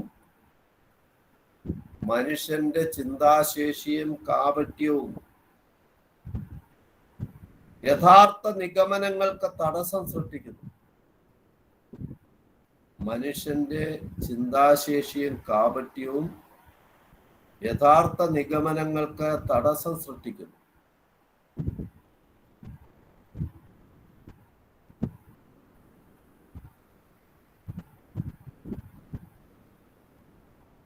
ഫുൾ സ്റ്റോപ്പ്. സമൂഹ ജീവിതവുമായി ബന്ധപ്പെട്ട വിഷയങ്ങൾ കൈകാര്യം ചെയ്യുന്ന മനഃശാസ്ത്ര ശാഖയാണ് കേവല മനഃശാസ്ത്രം. സമൂഹ ജീവിതവുമായി ബന്ധപ്പെട്ട വിഷയങ്ങൾ കൈകാര്യം ചെയ്യുന്ന മനഃശാസ്ത്ര ശാഖയാണ് കേവല മനഃശാസ്ത്രം.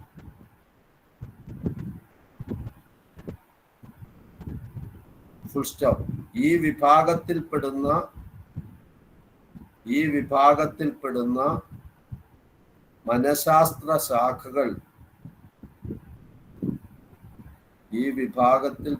മനഃശാസ്ത്ര ശാഖകൾ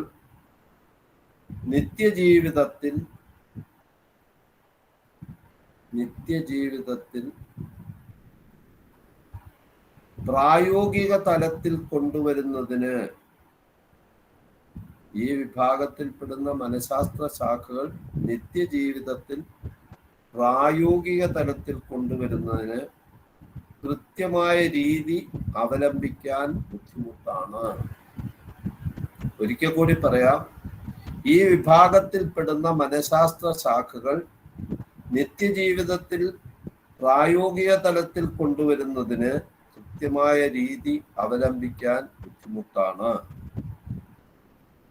ഫുൾ സ്റ്റോപ്പ്. കാരണം ചരങ്ങൾ മനുഷ്യനും അവന്റെ ചിന്തകളും ആണെന്നത് തന്നെ. കാരണം ചരങ്ങൾ എന്ന് പറഞ്ഞാൽ ഡേറ്റ. ചരങ്ങൾ മനുഷ്യനും അവന്റെ ചിന്തകളും ആണെന്നത് തന്നെ.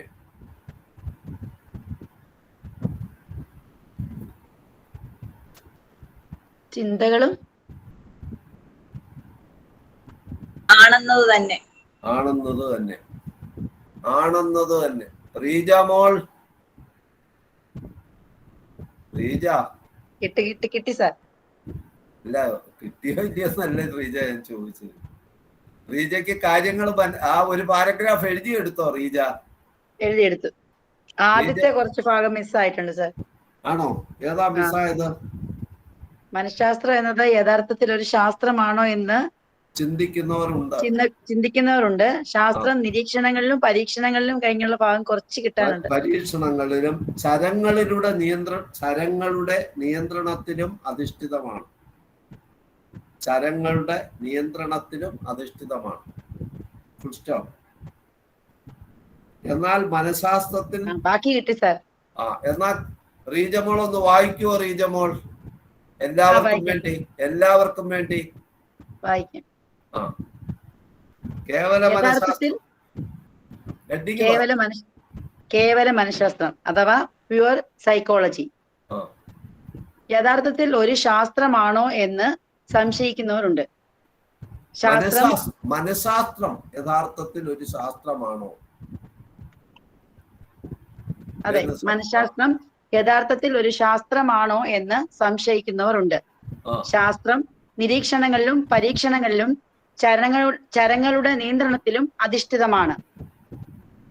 എന്നാൽ മനഃശാസ്ത്രത്തിൽ ചരങ്ങൾ എന്ന് മനുഷ്യ മനസ്സുകൾ ആയതിനാൽ ഈ നിർദ്ദേശിക്കപ്പെട്ട കൃത്യതയില്ല. കാലദേശ സമൂഹ വ്യത്യാസങ്ങൾ മനുഷ്യ മനസ്സുകളെയും വ്യക്തികളെയും സ്വാധീനിക്കുന്നതിനാൽ കൃത്യമായി കണ്ടെത്തലുകളും നിരീക്ഷണങ്ങളും സാധ്യമല്ല. മനുഷ്യന്റെ ചിന്താശേഷിയും കാപട്യവും യഥാർത്ഥ നിഗമനങ്ങൾക്ക് തടസ്സം സൃഷ്ടിക്കുന്നു. സമൂഹ ജീവിതവുമായി ബന്ധപ്പെട്ട വിഷയങ്ങൾ കൈകാര്യം ചെയ്യുന്ന മനഃശാസ്ത്ര ശാഖയാണ് കേവല മനഃശാസ്ത്രം. ഈ വിഭാഗത്തിൽപ്പെടുന്ന മനഃശാസ്ത്ര ശാഖകൾ നിത്യജീവിതത്തിൽ പ്രായോഗിക തലത്തിൽ കൊണ്ടുവരുന്നതിന് കൃത്യമായി രീതി അവലംബിക്കാൻ ബുദ്ധിമുട്ടാണ്. കാരണം ചരങ്ങൾ മനുഷ്യന്റെ ചിന്തകളും ആണെന്നത് തന്നെ. മനുഷ്യനും അവന്റെ ചിന്തകളും. കാരണം ചരങ്ങൾ മനുഷ്യനും അവന്റെ ചിന്തകളും ആണെന്നത് തന്നെ. ഓക്കെ, ഇനി നമ്മൾ അടുത്ത ക്ലാസ്സിൽ പഠിക്കാൻ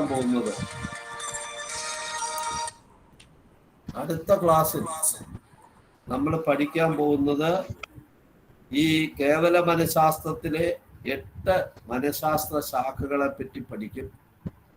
പ്രയുക്ത മനഃശാസ്ത്രത്തിലെ പറഞ്ഞ 10 മനഃശാസ്ത്ര ശാഖകൾ എന്തൊക്കെയാണ് എന്നൊക്കെ, ഇതൊക്കെ പരീക്ഷയ്ക്ക് ചോദിക്കും. ആ 10 മനഃശാസ്ത്ര ശാഖകൾ എന്തൊക്കെയാണെന്ന് പഠിക്കും. അതിനുശേഷം മനഃശാസ്ത്ര പഠന രീതികളുണ്ട്.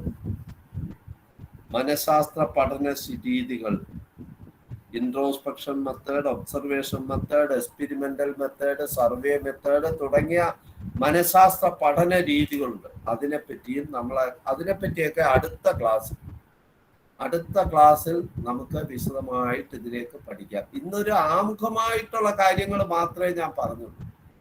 ഇന്ന് പ്രധാനമായിട്ടും മനഃശാസ്ത്രം എന്നാൽ എന്താണെന്നും അതിൻ്റെ നിർവചനം എന്താണെന്നും, മനഃശാസ്ത്രത്തെ 2 ശാഖകളായിട്ട് തിരിക്കാം, പ്യുവർ സൈക്കോളജി എന്നും കേവല മനഃശാസ്ത്രം അഥവാ പ്രയുക്ത മനഃശാസ്ത്രം, pure psychology and applied psychology എന്ന് 2ആയിട്ട് തിരിക്കാം എന്നും മാത്രമാണ് ഞാൻ പറഞ്ഞത്. ഓരോന്നിലും ഏതൊക്കെയാണ് വരുന്നതും എന്നും പറഞ്ഞു. അതിനെപ്പറ്റിയൊക്കെ നമ്മൾ അടുത്ത ക്ലാസ്സിൽ വിശദമായിട്ട് പഠിക്കും. മാത്രമല്ല, നമ്മൾ അടുത്ത ക്ലാസ്സിൽ മറ്റൊരു കാര്യം കൂടി പഠിക്കും. മനഃശാസ്ത്ര പഠന രീതികളെ പറ്റിയും നമ്മൾ അടുത്ത ക്ലാസ്സിൽ പഠിക്കും. അപ്പോൾ ഞാൻ എല്ലാവരോടും ഒന്ന് ചോദിക്കട്ടെ, ഈ പഠിക്കുന്ന കാര്യങ്ങൾ മനസ്സിലാവുന്നുണ്ടോ? സൈക്കോളജിയാണ്, അതുകൊണ്ടാണ് ചോദിക്കുന്നത്. ഞാനിങ്ങനെ കോഴിക്കോട് ഇരുന്നാണ് പറയുന്നത്, നിങ്ങൾ കൊല്ലത്തും തിരുവനന്തപുരത്തും ഒക്കെയാണ്. കാര്യങ്ങൾ കൃത്യമായിട്ട് മനസ്സിലാവുന്നുണ്ടോ? അതാണ് എനിക്ക് അറിയേണ്ടത്. മനസ്സിലാവുന്നുണ്ട് സാർ. മനസ്സിലാകാതെ വന്നാൽ അപ്പം ചോദിക്കണം കേട്ടോ. നിങ്ങൾക്ക് അതിനുള്ള സ്വാതന്ത്ര്യമുണ്ട്. ഞാൻ സംസാരിക്കുകയും ക്ലാസ് എടുക്കുകയും ചെയ്യുകയാണെങ്കിലും നിങ്ങൾക്കൊരു കാര്യം മനസ്സിലായില്ല എന്ന് പറഞ്ഞാൽ അപ്പം നിങ്ങൾ ചോദിക്കണം. കാരണം നിങ്ങൾക്ക് വേണ്ടിയാണ് ഇത് പഠിപ്പിക്കുന്നത്. അതുകൊണ്ട് നിങ്ങൾക്ക് മനസ്സിലായില്ലേ നിങ്ങൾ അപ്പം ചോദിക്കണം കേട്ടോ. ചോദിക്കുന്നതിന് യാതൊരു മടിയും ഒന്നും വിചാരിക്കരുത്. സാറിന് എന്ത് തോന്നും ഞാൻ ഇനി ചോദിച്ചാൽ, അങ്ങനെയൊന്നും തോന്നേണ്ട കാര്യമില്ല കേട്ടോ. ഓക്കെ, അടുത്ത ക്ലാസ്സിൽ നമ്മൾ വിശദമായിട്ട് പഠിക്കും. ഓക്കെ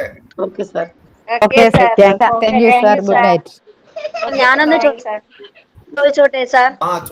സാർ ഞാനൊന്ന് ചോദിച്ചോട്ടെ? കേവല മനഃശാസ്ത്രം അതിലെ 2ാമത്തെ പോയിന്റ് ഒന്ന് പറഞ്ഞാ സാറേ, എനിക്കിവിടെ ഒന്ന് കേൾക്കാൻ പറ്റിയില്ലായിരുന്നു. കേവല മനഃശാസ്ത്രത്തിലെ ആ ക്ലാസിഫിക്കേഷന്റെ കാര്യം 2ാമത്തേത് പറയാനാണെങ്കിൽ അപസാമാന്യ മനഃശാസ്ത്രം, അബ്നോർമൽ സൈക്കോളജി, അപസാമാന്യ മനഃശാസ്ത്രം, abnormal psychology. Okay, thank you very much. Thank you, sir. all. Thank you, sir. Thank you, sir. Thank you, sir. Good night. Night. Sindhu, thank you. Thank you, sir. Thank you, sir.